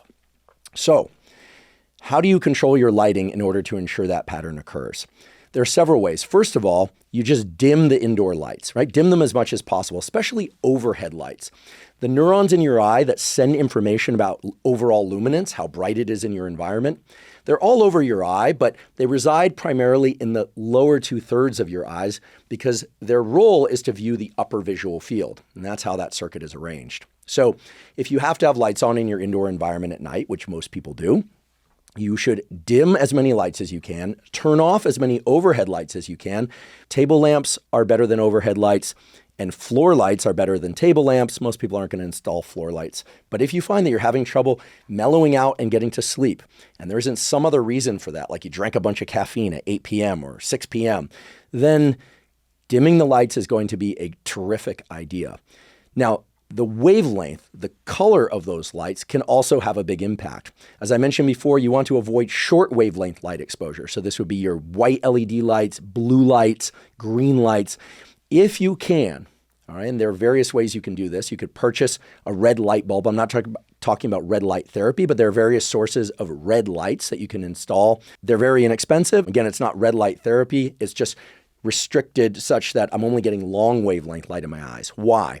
Well, there are a number of papers showing that if we restrict our visual exposure to medium and long wavelength light in the evenings and at night, it does not have nearly as much impact on increasing cortisol. Now, if it's very, very bright, we're talking like bursting bright red lights, it can increase cortisol even in the evening. But if it's relatively bright to dim red light or amber colored light of the sort that you would get with an incandescent bulb as opposed to an LED bulb, that's going to keep cortisol low. And the effect of these lighting changes is not trivial. These are meaningful protocols that will actually help keep your cortisol low, help keep you calm and mellow. And of course, you should dim the screen on your phone and your computer. There's actually a way, if you have an Apple phone, that you can very easily program in a triple click shortcut so that your screen turns red. We can provide an instruction of how to do that in the show note captions. It takes about 2 minutes to do. I have this on all my phone devices, so you can triple click on the side and then it brings your phone screen from its standard luminance to basically a red screen. So it cuts out all the short wavelength light. And of course, if you're interested in using glasses that restrict short wavelength light, as some of you probably know, I worked in collaboration with Roca Glasses to develop what we call the wind down glasses. They're not just blue blockers. They don't just cut out the blue wavelengths of the visual spectrum. They cut out all the short wavelength light that can stimulate the cells that can increase cortisol and so on and so forth. So the glasses are convenient because oftentimes you don't have control over your indoor lighting environment, right? If you're out to dinner or you're in a hotel, you didn't bring a red light bulb, this kind of thing. You go into the bathroom, what are you going to do there if the red light bulb is in the bedroom and this kind of thing. So you could use those. You could use a red light bulb. Certainly dim all the lights that you can. This makes a meaningful and powerful contribution to keeping your cortisol levels low. It will also prevent you from reducing levels of melatonin, which is the hormone that makes you sleepy at night. So as cortisol is going down, melatonin is going up in the evening and at night, and that's what you want. You want cortisol as low as possible. You want melatonin as high as possible. Keep in mind that bright light, especially short wavelength bright light, so blues, greens, etc., the type that comes from white light from screens, unless you do something to alter that light, is going to be a potent stimulus for increasing cortisol and for decreasing melatonin. And here I should remind you that you know exactly why even moderately bright light, that short wavelength light in the evening, is so effective at increasing cortisol. Because cortisol levels are so low, that negative feedback loop, right? Your hypothalamus is registering the levels of cortisol in your system in the evening, and they're very, very low. So it is primed to make more cortisol if it needs to. This, again, is an ancient mechanism by which your brain has learned how to control levels of cortisol in your bloodstream so that they're never too high or too low. And presumably this creates an adaptive advantage whereby, if you got into some sort of trouble in the evening and needed to escape a predator or whatever, maybe you need to stay up all night in order to search for food because food had been scarce in the previous days, you could do that, right? Your cortisol levels are very low and you can stimulate them to increase very easily. Put differently, it's very easy to stress at night. It's very easy to create increases in cortisol because your endogenous, your circadian levels of cortisol are so low. So you have to be very careful not to trigger yourself, to not create these inflections in cortisol.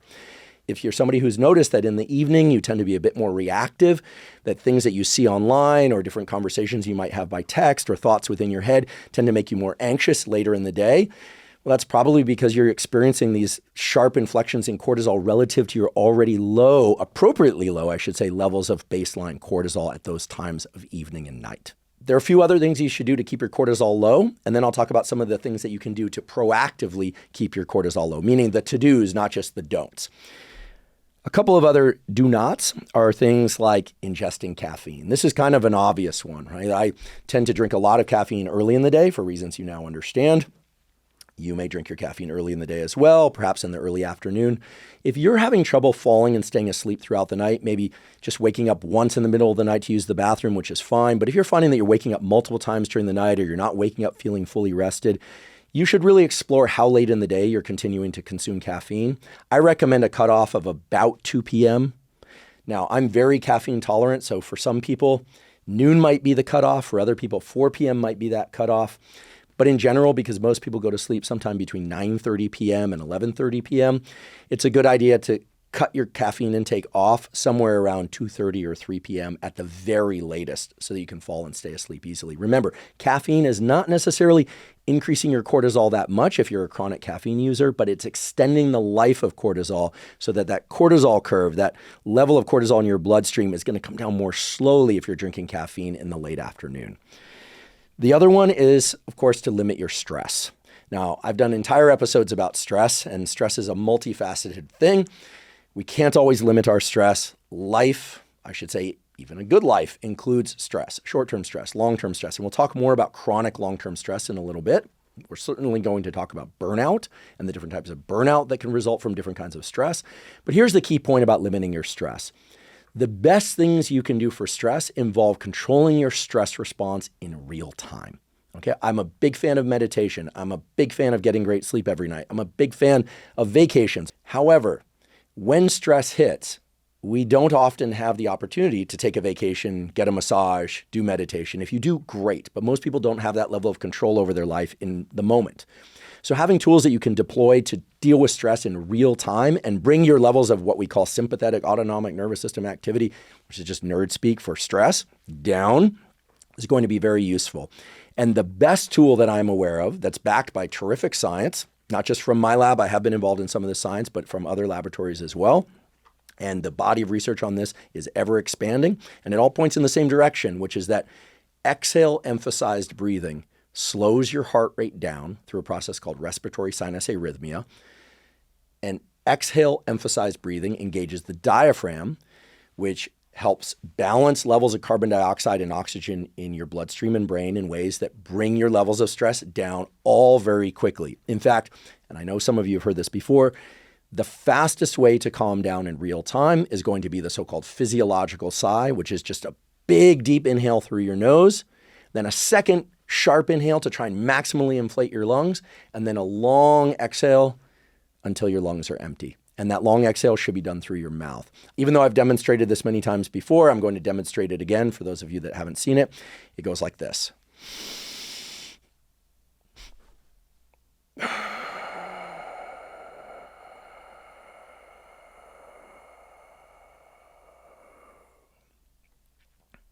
All right, can feel my heart rate go down. You can probably even just hear it in my voice. The timbre of the voice and your levels of autonomic activation are very closely linked. We all know this because when people are really stressed, they sound stressed. And when they're relaxed, they sound more down here. Okay, it's really key that the first inhale be a big, long, deliberate inhale through your nose. It's really key that the second inhale be also through your nose. Even though it's a sharp little inhale where you're not sneaking much air in, it causes maximal inflation of all the little sacs in your lungs. And then that allows you to maximally offload carbon dioxide when you do that long to lungs empty exhale. The whole thing, as you just saw, probably takes about 30, 40 seconds, maybe a minute maximum. And it is the fastest and most effective way to calm yourself down in real time. So if you're experiencing stress, especially in the evening and nighttime hours, do 1 to 3 physiological sighs. If you can't remember to do that because you're so stressed, just do some emphasized exhale breathing. Just think about dumping your air through your mouth until your lungs are empty, and then do a physiological sigh or two. I can't overemphasize just how powerful this tool is. There have been now recordings of what's going on in the brain. People have looked at what's happening with carbon dioxide and oxygen ratios. Your heart rate slows down. There are a bunch of things that all contribute to shifting your autonomic nervous system from a more sympathetic, activated mode to parasympathetic, so-called rest and digest mode, and it happens very, very quickly. So use breathing as a way to deal with stress in the evening. Again, it's a potent technique, and it's one that then puts you into the mental frame of being able to do the other things that you need to do in order to keep your cortisol low. Like make sure that the lights are dim, to make sure that you're not engaging in any kind of texting or online activity late at night that's going to further exacerbate your stress. The diabolical thing about stress is that when we are more stressed, when our sympathetic nervous system is activated, we tend to do more things that make us more stressed. This has to do with some of the adaptive nature of stress, why it's wired into us in the way that it is.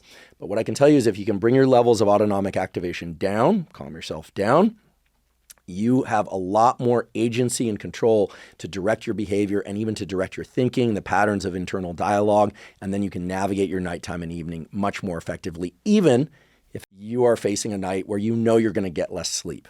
All right, the thoughts about, oh, well, what if I can't fall asleep and then tomorrow? All of that can be dealt with if you just bring your levels of autonomic activation down. So the breathing tool plus dimming the lights is going to be very effective for doing that.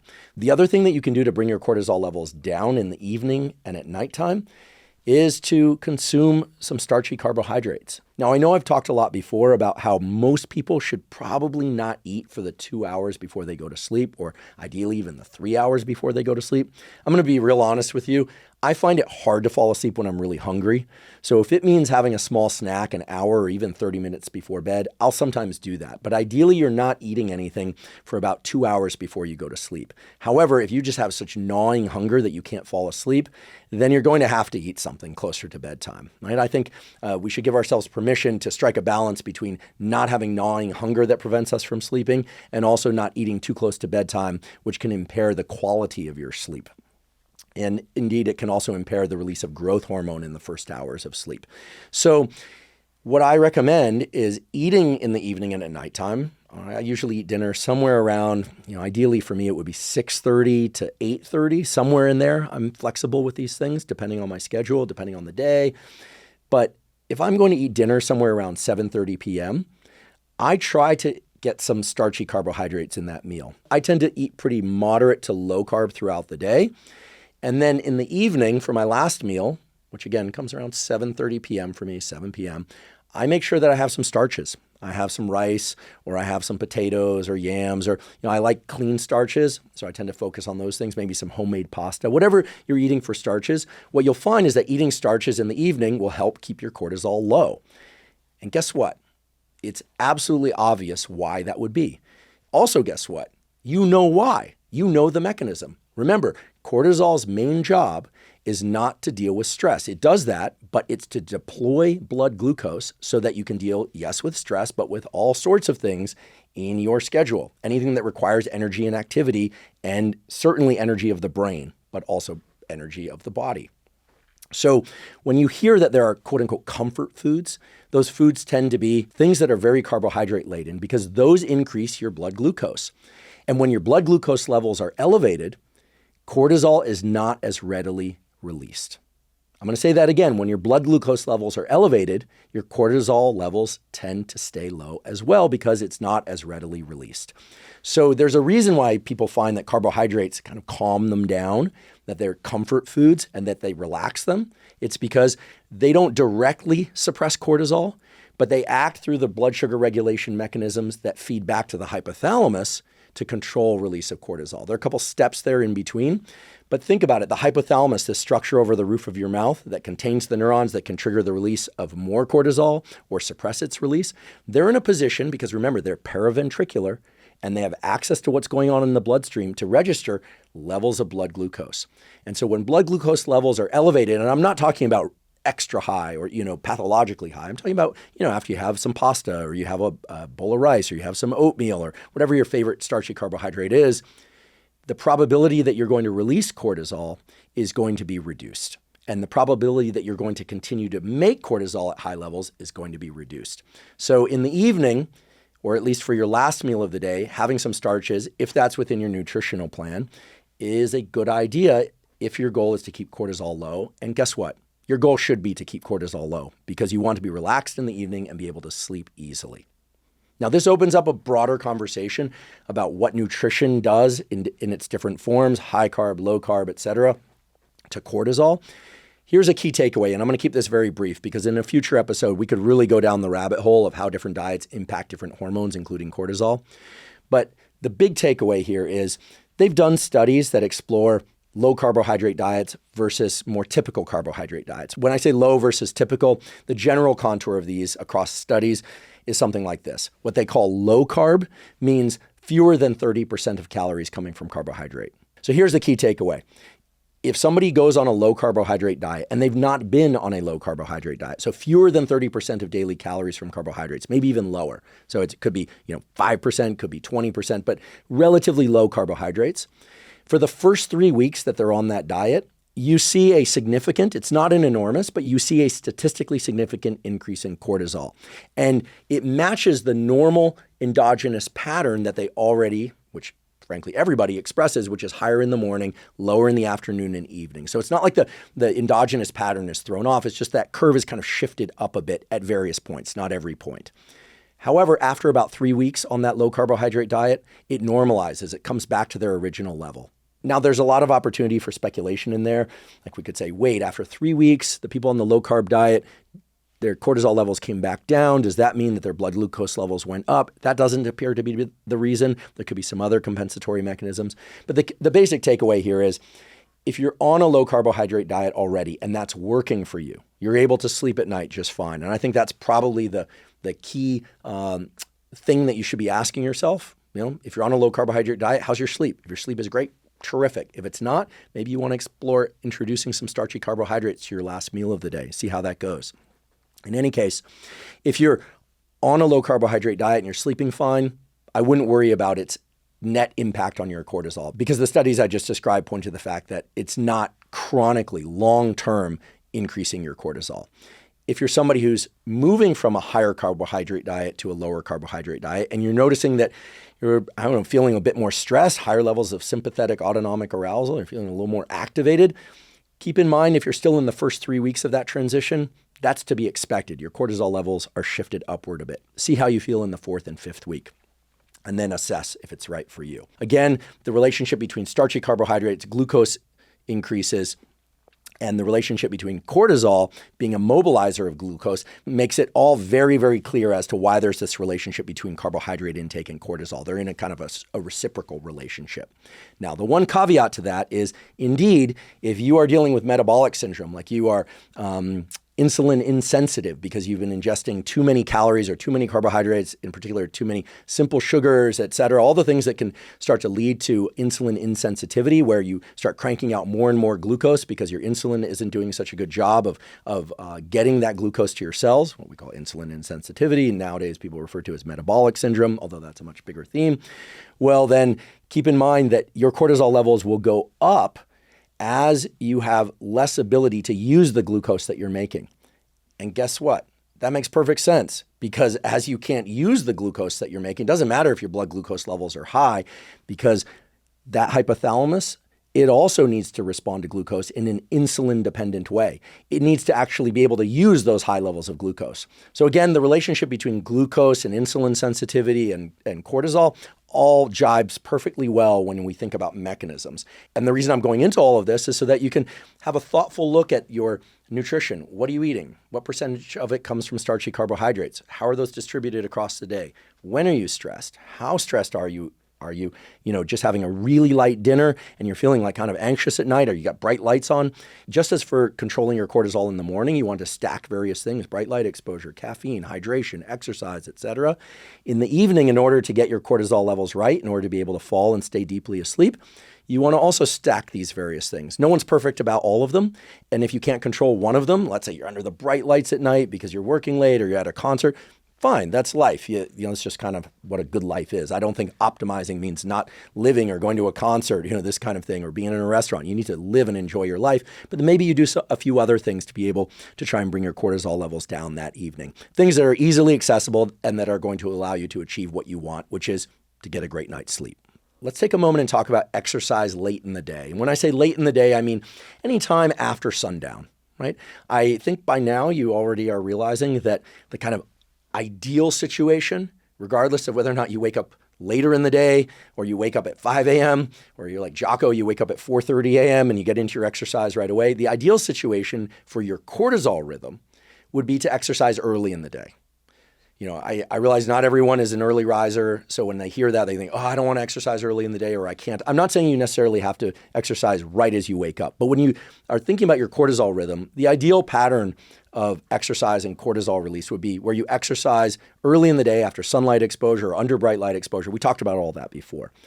But let's face it, some people can't exercise early in the day, and certainly not every day. We have schedules, we have constraints, and it's very important that we get our resistance training, and it's very important that we get our cardiovascular exercise on a regular basis. So if you're somebody who prefers to exercise at noontime or 1 p.m. or 2 p.m. or 3 p.m., great. You already know, based on what we described about the endogenous pattern of cortisol release, that that's a time of day when it's really hard to trigger a positive feedback loop on cortisol. So if you have a really grueling, hard, intense workout at 2 p.m. and before that you drank an energy drink or a big cup of coffee, or if you're me, some yerba mate plus a big cup of coffee, maybe an alpha GPC every once in a while, I'll do that and then hit the gym really hard in the early afternoon. I prefer to do that in the morning. And I don't always take all those things before I work out, right? Only before resistance training do I drink caffeine usually. And only before really hard workouts do I do things besides drink caffeine. I'll do caffeine and alpha GPC and, in some cases a lot of caffeine. But I get it. Some of you like to work out in the afternoon. And actually, if you look at the data on resistance training and athletic performance, the bulk of it points to the fact that performance at those activities, strength, it tends to be greater in the afternoon as opposed to the morning for most people. But the basic takeaway is train when you can. Train when it's available to you. But you don't want to spike your cortisol too late in the day so that it disrupts your sleep. So the good news is that if you train resistance training or cardiovascular exercise, doesn't matter, or a combination of the two, if that's what you're doing, if you end up doing that in the early afternoon or even as late as sundown, you're probably going to be okay. Your cortisol rhythm is still going to continue to drop. Your endogenous cortisol rhythm is going to continue to drop into the late evening and nighttime hours, and you'll be allowed to sleep. Yes, you will have to do certain things to ensure that happens. I would suggest eating some starchy carbohydrates, especially after a hard resistance training workout that comes later in the day. A hard, that is a moderate to high intensity exercise session, has been shown to triple or quadruple your cortisol levels when it comes later in the day or in the evening. And remember, that's a time when your basal, your endogenous cortisol levels are very, very low. So you get this big inflection in cortisol from the workout. So if you're going to work out much later in the day, like you're getting off work at 5 or 6 p.m. or 7 p.m., I've had phases of my life when this was the case for me, and I still want to get my gym workout in, and it's bright lights in the gym. I wasn't somebody who wore sunglasses in the gym. Sorry, back then we didn't have the wind down glasses. I wish I had them. They would be great for a gym workout, but I will caution you, those glasses do make it hard to see certain boundaries between objects, and you always want to prioritize safety over everything else. So if you're in a gym, bright lights, working out at 5 or 6 p.m., you do your hard workout. When you walk out of there, your cortisol levels are ratcheted way up. This is just the reality. And there are good data on this. Now, that's not necessarily a problem, but your goal is to fall asleep that night. So it would be very wise to certainly get some quality protein, but also some starchy carbohydrate, probably some fruit or something else to really get your glycogen stores replenished again. But you're also going to want to do some long exhale breathing. Maybe just take 2 or 3 minutes and do some long exhale breathing after your workout in your car before you drive home. Or when you get home, you want to take a hot shower. Great if you can sit in a sauna, then take a warm shower, kind of a neutral shower, not a cold shower that's going to like blast your stress levels up. Take a nice mellow shower. You just want to do some things to bring your cortisol levels down, increase the levels of that parasympathetic autonomic activity. Long exhale breathing, starchy carbohydrates, dim the lights, hot shower is great, sauna if you have access to it. Take everything down a notch, and then certainly don't stimulate your nervous system with bright light of any kind, right? Red light, dim light, wind down glasses, all that's going to help you. But don't get on your phone or computer right before getting into bed because you've already spiked your cortisol from that workout and your basal cortisol levels are low. And so it's a perfect time to send yourself into later hours of the night when your cortisol is way too high. And the big problem there is not only will it disrupt your nighttime sleep, but it also disrupts your next morning cortisol levels. I'm going to remind you how that happens in a moment. But before we do that, I'm going to remind you of this really terrific study that we discussed at the beginning of this episode I'll repeat the title again, 24-hour pattern of the episodic secretion of cortisol in normal subjects. And remember, there's this phase 1, they refer to it as, a 6-hour period of minimal secretory activity. That means extremely low levels of cortisol being released. That spans from 4 hours before and 2 hours after lights out. 4 hours before and 2 hours after going to sleep. That's when you want your cortisol lowest. So if you're working out in the late evening and closer to sleep, you're going to need to do a number of things to really try and offset any increases in cortisol. It's so critical that you get this phase 1 correct. And the reason is, if your cortisol is spiked then, even if you do a bunch of things to be able to fall asleep, you're going to blunt your next morning cortisol. And you know why that would be the case. Think about it. The whole rhythm in cortisol is generated by this negative feedback loop, where if cortisol levels get too high, your hypothalamus suppresses the creation of more cortisol. So if at night when your cortisol is supposed to be especially low, you spike your cortisol and it stays up too long, you don't do things to bring it down after a workout, or you drank too much caffeine before that workout and then you really are up late and the whole thing starts to span into the hours that you really should be sleeping, what's going to happen? What's going to happen is the next morning, your cortisol levels are going to be suppressed because your hypothalamus is seeing levels of cortisol that are far too high, much higher than normal. And so the next morning, you're going to feel sluggish. You're going to have a hard time waking up. You're going to have a really hard time focusing. You're going to feel like you're in a fog. And most people deal with this by what? By drinking more caffeine, which on its own is not a terribly bad thing, right? It's going to prolong the release of cortisol, but it's not going to spike the increase in cortisol. So if you screw up and you train too late and you drank caffeine before and you don't have the opportunity to dim the lights, you're not doing your long exhale breathing and you have this, you basically are eating into the hours that you should be sleeping, or you spike your cortisol some other way, you get into an argument before sleep, or you're up late because you're dealing with some stress. Guess what? The next morning, especially if you've had a shortened night of sleep, especially if you had stress the night before of any kind, you want to take an extra effort to spike your cortisol levels. You're going to need to try and boost your cortisol levels even higher through bright light, hydration, maybe not exercising again if you already trained the night before, maybe cold shower. You're really going to want to do all the things you can to try and spike your cortisol so that at least the next day and the next night, your cortisol levels are back on track. So many people get this wrong. And for years, I got this wrong.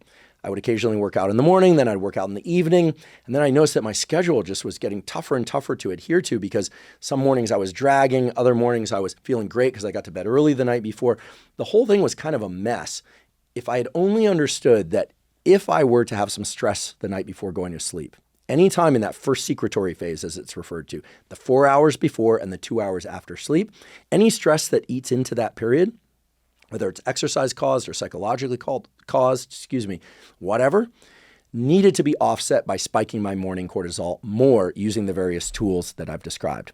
So you now understand the global rhythm in cortisol, higher in the morning, and you want to amplify that. Lower in the afternoon and evening, dropping in the early afternoon, later afternoon and evening, and then ideally staying low at nighttime so that they can come back up again in the morning. So if you're exercising late in the day, that's when you can do it. That's when you like to do it. Great, but do things to bring your cortisol levels back down.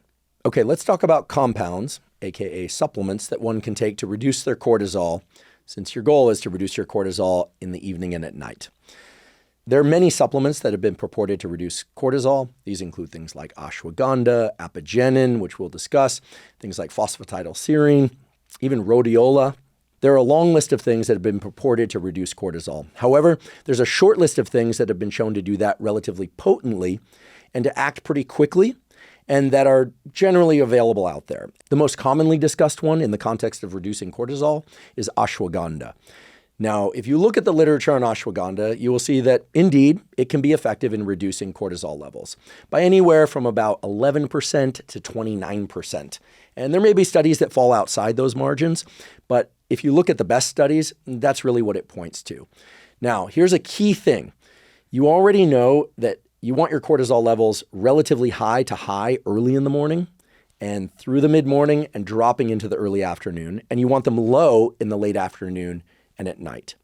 So if you're going to experiment with ashwagandha as a means to reduce your cortisol levels, and you're going to take ashwagandha at the dosages that significantly decrease cortisol levels, which would be dosages somewhere between 300 milligrams, and it's been explored all the way up to 900 milligrams, but typically I would recommend if you're going to explore ashwagandha that you would explore lower dosages, somewhere in the neighborhood of 300 milligrams at least to start, right? You always want to look for the minimal effective dose, that you restrict your intake of ashwagandha to the late afternoon and evening and nighttime hours to keep your cortisol levels low, and that you avoid taking dosages of ashwagandha, certainly as high as 300 milligrams, anytime early in the day. In fact, if you're going to take ashwagandha, and it is contained in various compound blends like AG1 and other things, but at very low levels, low milligram count, that's going to be fine early in the day. Anything less than, say, 50 or 100 milligrams early in the day, not going to have a significant impact on cortisol. But taken later in the day in order to reduce your levels of cortisol, 300 milligrams, 600 milligrams, that really should just be restricted to later in the day for obvious reasons, or at least they should be obvious to you now. So, as I mentioned, there are data pointing to the fact that ashwagandha can reduce cortisol levels by a significant degree. You still need to do, and ideally you are already doing, all the various things to reduce your cortisol levels before you even take ashwagandha or experiment with it. I always recommend that you do the behavioral things first and then decide whether or not you need supplementation in order to further increase an effect like lowering cortisol in the evening and at night. So dimming the lights, not drinking too much caffeine. If you're exercising, bring your levels of autonomic arousal down. All the things I just talked about a moment ago, you have to be doing those things.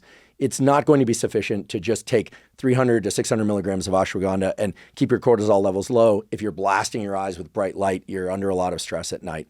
But because it can produce a significant reduction in cortisol, it can augment your overall program for trying to keep cortisol low in the evening and at night. The other compound that some of you might be interested in for reducing cortisol levels, again in the evening and at night, is Apigenin. Apigenin is found in chamomile tea. Chamomile tea is sort of long known to be a sort of relaxing agent, but Apigenin comes from chamomile. You can take Apigenin as a concentrated capsule, right? I do that. It's actually in the sleep stack that I've taken for years and that I don't recommend in the sense that everyone has to take it.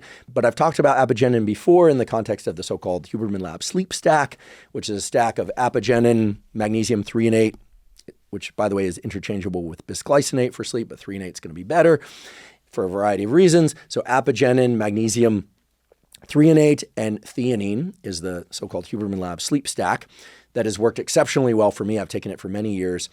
Apigenin, because it works on both the GABA pathway and some chloride channel pathways, has been shown to decrease cortisol. Now, it's not as big an effect on reducing cortisol as is ashwagandha at dosages of 300 milligrams or more, but I take 50 milligrams of Apigenin in capsule form every night before I go to sleep. I've been doing that for well over 8 years now, and will continue to because I find it's very helpful for my sleep.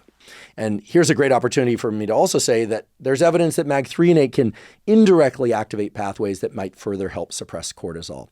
So it makes sense why the sleep stack would include Apigenin, why Apigenin can be useful for sleep because it's reducing cortisol. Again, the 4 hours before sleep and the 2 hours after sleep are this key time for keeping cortisol low. The logic I'm using is that Apigenin is useful for enough things related to sleep and reducing cortisol that it makes sense to keep in my evening routine. I do take ashwagandha at a dosage of 300 milligrams. I take it, of course, in the evening and at night. If you're going to do anything to reduce your cortisol in the evening and at night, the best timing for that is going to be sometime after dinner, right? I'm not going to say it's always 30 minutes before sleep or 60 minutes before sleep. I tend to take Apigenin and magnesium threonate about 30 to 60 minutes before I want to fall asleep. But the ashwagandha can come pretty much at any time in the evening with dinner or after dinner, frankly. Its effects are known to last many hours, and that's the time when you want your cortisol lowest. I want to reiterate, supplementation should never be the first line of attack when you're trying to adjust some biological mechanism or some health metric. I mean, there are cases where people need prescription medication for that. I do think when it comes to supplementation that you not only get the best effects, but you understand whether something's working for you at a given dosage, if it's worth your money and time, etc. Only once you're doing all the behavioral things right. I can't emphasize this enough. Unless you're getting your behavioral steps correct, supplementation just doesn't make a whole lot of sense. That said, rational supplementation with things like ashwagandha and Apigenin, maybe magnesium threonate as well, they make sense from a mechanistic level. There are decent enough studies in humans to support their use for reducing cortisol. And if you're somebody who's really trying to optimize your cortisol patterns across the 24-hour cycle, I do think they can be a useful tool, which is why I take them. Okay, let's talk about burnout. A lot of people will say, I'm burnt out. I'm just like exhausted, or I'm wired and tired, which is frankly the worst kind of burnout because it's the kind of thing where you're like still going, but you're exhausted. Burnout is a real thing. Okay? Burnout reflects a number of different processes in the brain and body, but the one thing it doesn't reflect is that your adrenals are gone, or that they can't secrete adrenaline, or that they can't secrete cortisol. Yes, there are certain medical conditions like Cushing's or Addison's. Cushing's is hyper-elevated cortisol. Addison's is basically adrenal insufficiency. Okay, it's an autoimmune condition where your adrenals literally can't release cortisol and adrenaline. But most people out there who are feeling burnt out are not dealing with Addison's. Okay, most people out there who are feeling burnt out are not dealing with Cushing's. If you think you're dealing with Cushing's, if you're dealing with like really rounded face, accumulation of body fat around your midsection, you're feeling super stressed in the morning and other times of day, I mean, you really feel like you're suffering from what might be hyper elevated cortisol levels, please see a doctor, ideally an endocrinologist. There are great treatments for this that involve suppressing cortisol using medication at certain times of day. There's a test called the dexamethasone suppression test, where you take a drug that mimics cortisol late at night, you see if it suppresses your cortisol the next morning.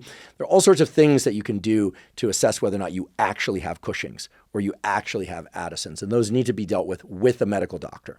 However, most people out there who are struggling with burnout do not suffer from either of those conditions. So, does that mean burnout isn't real or that we can't deal with it? No, burnout is very real. However, most people don't understand burnout, or they try and go about treating burnout in exactly the wrong way. And here's the reason for that. There are really two patterns of burnout, and this has been explored in the literature through the lens of trying to understand when cortisol is elevated and when it's lower across the 24-hour cycle in people that are saying, I'm burnt out, I'm wired and tired, I'm suffering from brain fog, I'm getting sick all the time, I'm just exhausted, or I feel like I'm just can't keep up with life. Now, there can be a lot of reasons for those statements, psychological and otherwise. It's never just physical or just psychological. Of course, the two things intersect. But here's the good news. Those two forms of burnout, you can figure out which one you have. And those two forms of burnout each have different approaches that they require in order to fix them. So let's talk about the first pattern of burnout, which is when people are waking up feeling super stressed. They're waking up with anxiety, ideally after some sleep, but maybe it's after just 3-4 hours of sleep.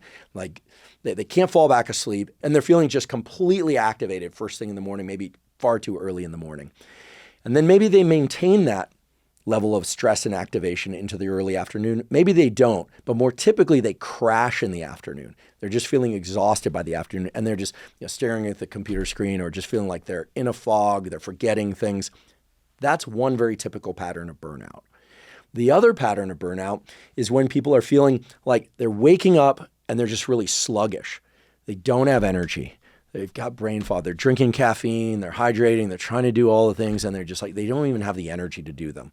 And they just can't get into gear. They have no get up and go. But then when evening rolls around, they can't slow down. They can't calm their mind. They can't fall asleep. They're tired, but they're wired. Okay, as you can see, those are two very distinct patterns of stress, of burnout. And as you can imagine, they require perhaps the same steps or different steps, but certainly at different times in order to resolve that burnout, in order to fix it. You now know what those steps are. But first you have to ask yourself, if you're burnt out, which pattern are you suffering from? Now, I know a number of you are going to shout out, I'm suffering from both of them. I'm like exhausted all day and morning. Okay, we could easily create a third category of burnout whereby you're just exhausted all the time, morning, day, and night. But if you're really exhausted at night, why aren't you falling asleep? Probably because your mind is racing and you're too stressed, you're falling asleep, and then you're waking up after a couple of hours. So you'd fit probably more into the second pattern of burnout, late phase burnout, as opposed to early phase burnout. So just to get clear on our terms, the first pattern of burnout is super stressed in the morning, exhausted in the afternoon, evening, and at night. Second pattern of burnout, stressed at night, exhausted in the morning. You are now armed with the various tools to be able to correct either pattern of burnout. If you're waking up with a ton of stress, maybe even a few hours before you should be waking up or want to wake up in order to get your full complement of sleep, you need to do something to try and bring down or to reduce the angle on that rising cortisol first thing in the morning, because almost certainly your cortisol is just rising too fast. Remember, your cortisol is supposed to start rising a couple hours before you wake up. It's not supposed to be what we call a square wave function, like go from flat to vertical, okay? Here's what you should do. If you're waking up with a ton of stress, you're not sleeping enough, I highly recommend that you use a practice I've talked about before in this podcast, which is non-sleep deep rest, aka Yoga Nidra. Some people call it Yoga Nidra. I call it non-sleep deep rest. There are some differences between the two. I'm not trying to take anything away from the practice of Yoga Nidra, but basically non-sleep deep rest, aka Yoga Nidra, involves doing some long exhale breathing for reasons that you now know, slows your heart rate down. It involves deliberately relaxing your body. It also involves you learning how to deliberately engage your parasympathetic nervous system.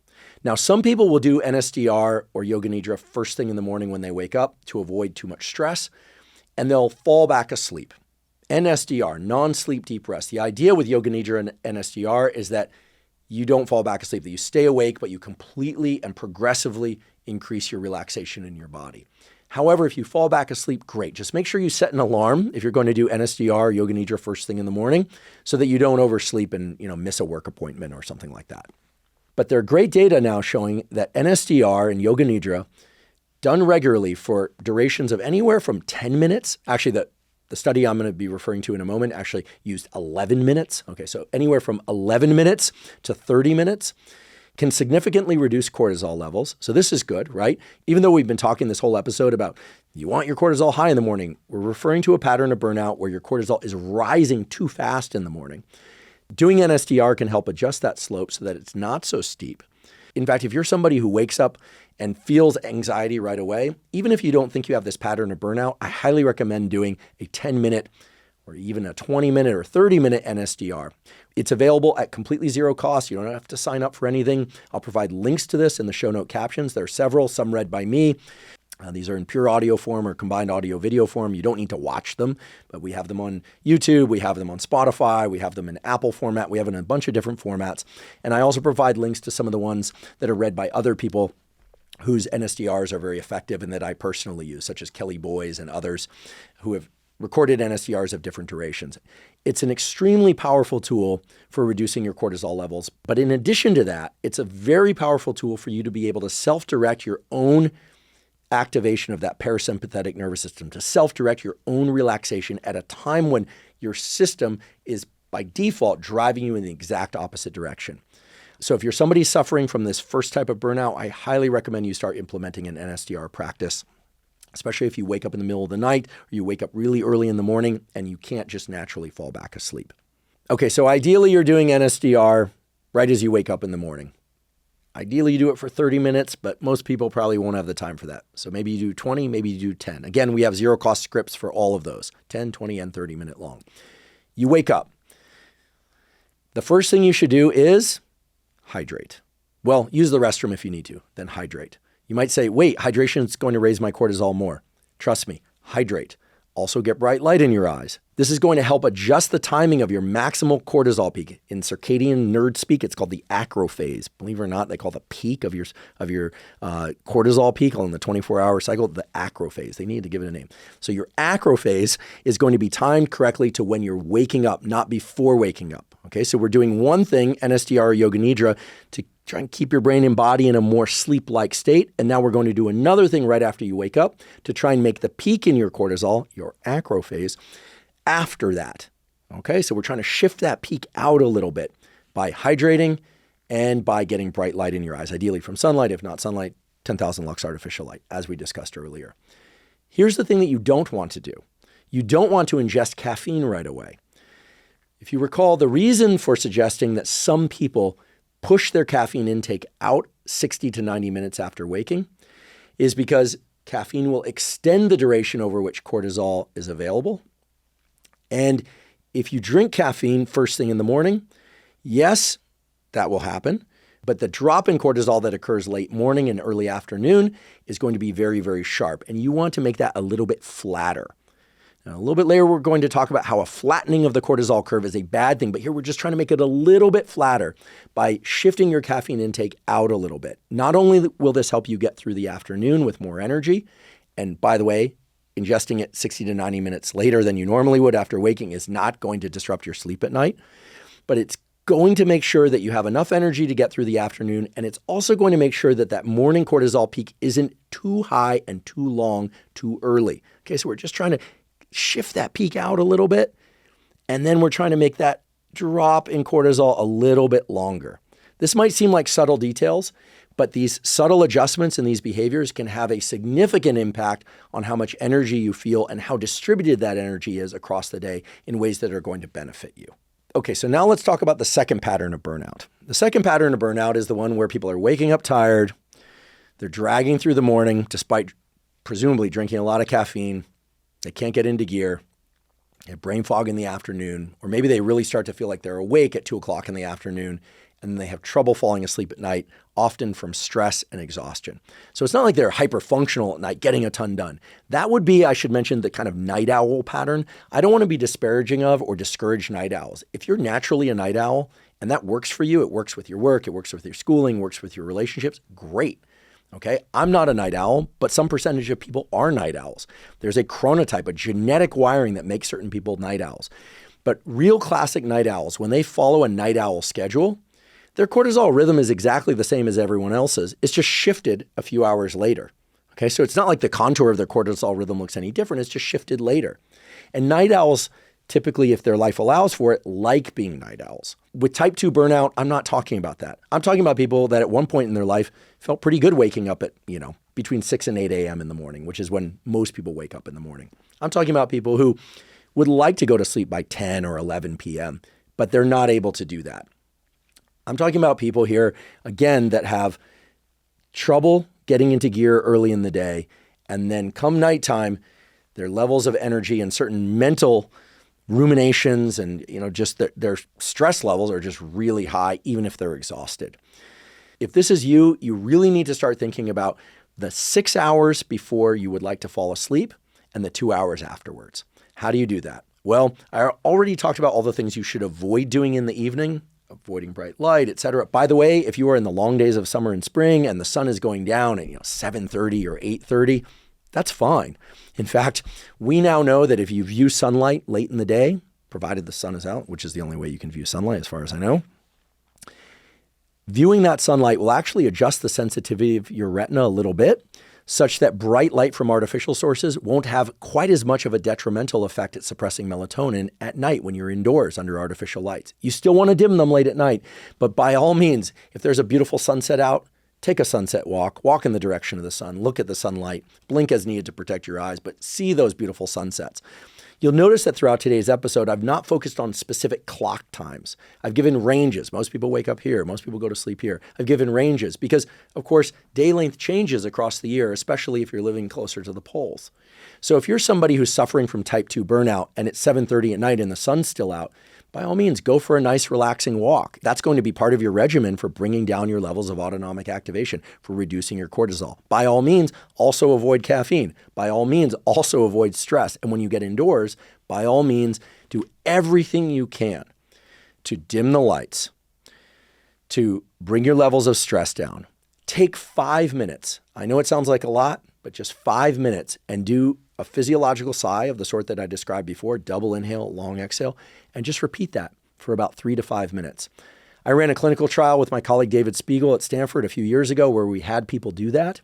And what we found is it not only calms them in those 5 minutes, not only reduces heart rate, increases heart rate variability, which is a signature, by the way, of self-calming. It also improves sleep. It improves mood at times outside of that 5 minutes. It's a very powerful tool. And again, 5 minutes is barely anything, but if you take that time, you're going to benefit from that, certainly in the time that you're doing it and in the hours after with the ease of being able to fall asleep, but also the next day. So much of recovering from burnout, especially type 2 burnout, is about getting your nighttime cortisol low so that your morning cortisol levels can be elevated again and that you can have that energy in the morning, which then sets in motion the proper overall cortisol rhythm. If you're starting to sense a repeating theme, indeed, it's because your cortisol rhythm is repeating. And you got that peak that ideally comes in the morning. And then you have that trough, what in nerd speak we call the nadir, right? The peak is the acrophase. Scientists are, I don't know if they're just making up names for fun or they need this. Peak and acrophase are the same thing. Nadir or trough in cortisol is coming late at night and as you fall asleep and into the early hours of sleep. Having that pattern and having those peaks and the trough aligned to the right time of your schedule for you, for what you need to do in life, for your kids, for your job, for school, for athletics, etc., is so critical and it's absolutely under your control. And I see so many areas of health and wellness, so many areas where people are trying to troubleshoot illness, like they're getting sick all the time, or they're dealing with an autoimmune issue, or they're dealing with metabolic issues and things of that sort. And so many times it seems that what's happened is this cortisol curve has just shifted too late, or it's being spiked in the afternoon, or it's being spiked at night. And yes, we could talk about all the reasons why with modern electronics and technology, we're biasing ourselves towards these patterns of late shifted cortisol and disrupted cortisol rhythms. But look, technology is not going anywhere. What is here to stay is your ability to engage with those technologies and to do the proper things like exercise and eating, et cetera, and self-calming at the appropriate times of your schedule so that you can get your cortisol rhythms back in check. And I promise you, if you do that, you're going to see an outsized positive effect on everything: mood, focus, alertness, sleep, which then, of course, feeds back on elevated mood, focus, alertness, and sleep. The early part of your day, the middle of your day, and the end of your day and night are linked. What are they linked by? Your cortisol rhythms. How do you control those cortisol rhythms? By grabbing a hold of the time of day in which they're most challenging and starting to do as many things as you possibly can to bring your cortisol up, if that's what's needed early in the day, or down, which is what's needed late in the day. Wherever your main pain point is along the 24-hour day and night, that's where you should focus your efforts first. And from there, you can start making adjustments in the other protocols in order to get things exactly right for you. It's possible, but start where you're experiencing the most pain first. In fact, so much of what we see out there in the discussions around health and challenges with health, whether or not it's chronic stress or whether or not it's challenges as we age in getting great sleep and having energy, if you look at the literature, it almost always comes back to cortisol. Maybe not as the only problem, but as a key role in those problems and a key path to fix them. In fact, there's a beautiful paper that compared male and female differences in cortisol secretion patterns, and they look pretty much similar up until about age 40. Actually, what you find is that women have slightly lower basal levels of cortisol if you look at any one time point along the 24-hour rhythm, up until about age 40. Then what happens is, as men and women get older, from about 40 out to 70, they look across a pretty broad range of ages. What you find is that the morning peak in cortisol tends to come down a little bit. In fact, the acrophase, that peak, tends to be a bit more rounded as opposed to peaked, which means that the drop in cortisol in the early afternoon and evening is actually more gradual. It's flattening.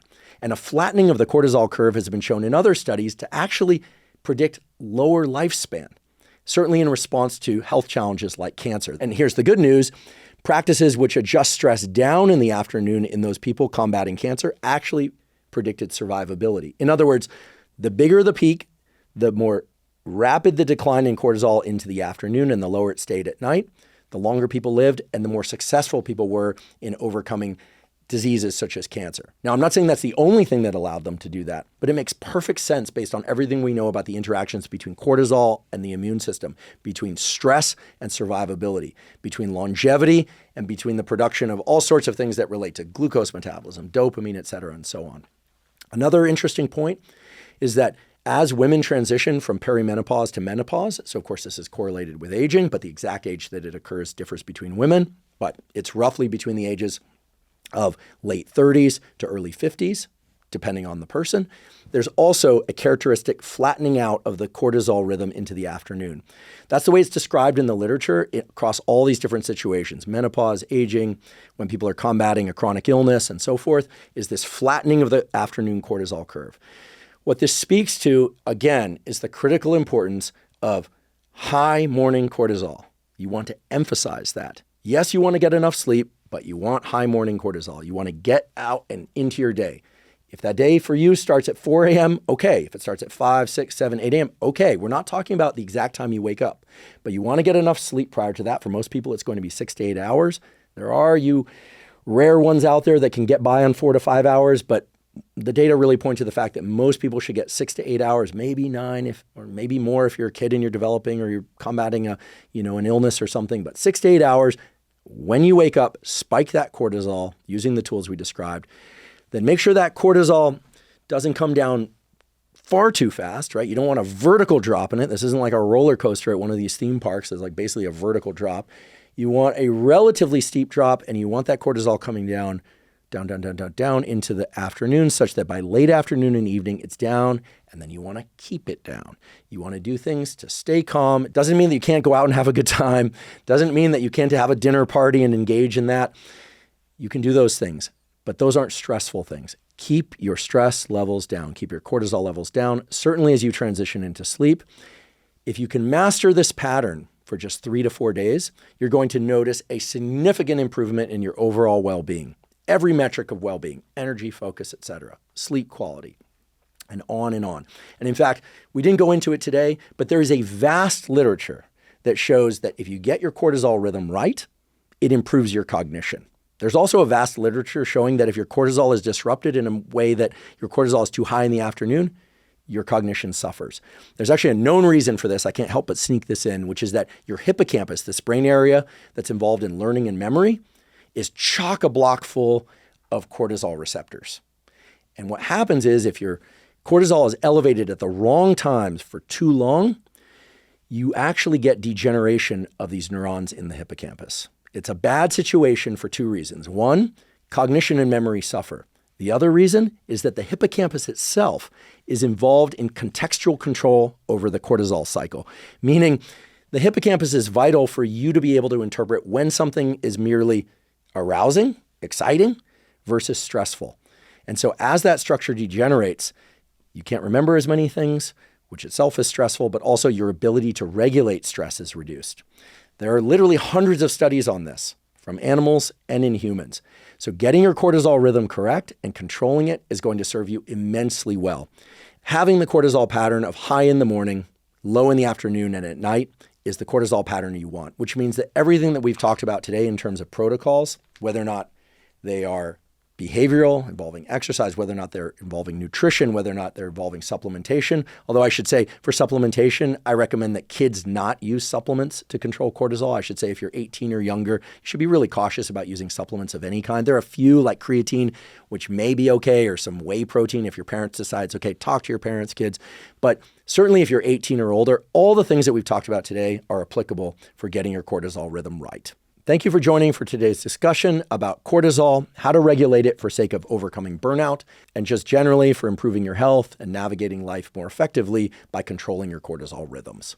If you're learning from and or enjoying this podcast, please subscribe to our YouTube channel. That's a terrific zero-cost way to support us. In addition, please follow the podcast by clicking the follow button on both Spotify and Apple. And on both Spotify and Apple, you can leave us up to a 5-star review. And you can now leave us comments at both Spotify and Apple. Please also check out the sponsors mentioned at the beginning and throughout today's episode. That's the best way to support this podcast. If you have questions for me or comments about the podcast, or guests or topics that you'd like me to consider for the Huberman Lab podcast, please put those in the comments section on YouTube. I do read all the comments. For those of you that haven't heard, I have a new book coming out. It's my very first book. It's entitled Protocols, an Operating Manual for the Human Body. This is a book that I've been working on for more than 5 years, and that's based on more than 30 years of research and experience. And it covers protocols for everything from sleep to exercise to stress control, protocols related to focus and motivation. And of course, I provide the scientific substantiation for the protocols that are included. The book is now available by pre-sale at protocolsbook.com. There you can find links to various vendors. You can pick the one that you like best. Again, the book is called Protocols, an Operating Manual for the Human Body. And if you're not already following me on social media, I am Huberman Lab on all social media platforms. So that's Instagram, X, Threads, Facebook, and LinkedIn. And on all those platforms, I discuss science and science-related tools, some of which overlaps with the content of the Huberman Lab podcast, but much of which is distinct from the information on the Huberman Lab podcast. Again, it's Huberman Lab on all social media platforms. And if you haven't already subscribed to our Neural Network newsletter, the Neural Network newsletter is a zero-cost monthly newsletter that includes podcast summaries as well as what we call protocols in the form of 1 to 3 page PDFs that cover everything from how to optimize your sleep, how to optimize dopamine, deliberate cold exposure. We have a foundational fitness protocol that covers cardiovascular training and resistance training. All of that is available completely zero cost. You simply go to hubermanlab.com, go to the menu tab in the top right corner, scroll down to newsletter, and enter your email. And I should emphasize that we do not share your email with anybody. Thank you once again for joining me for today's discussion all about cortisol. And last, but certainly not least, thank you for your interest in science.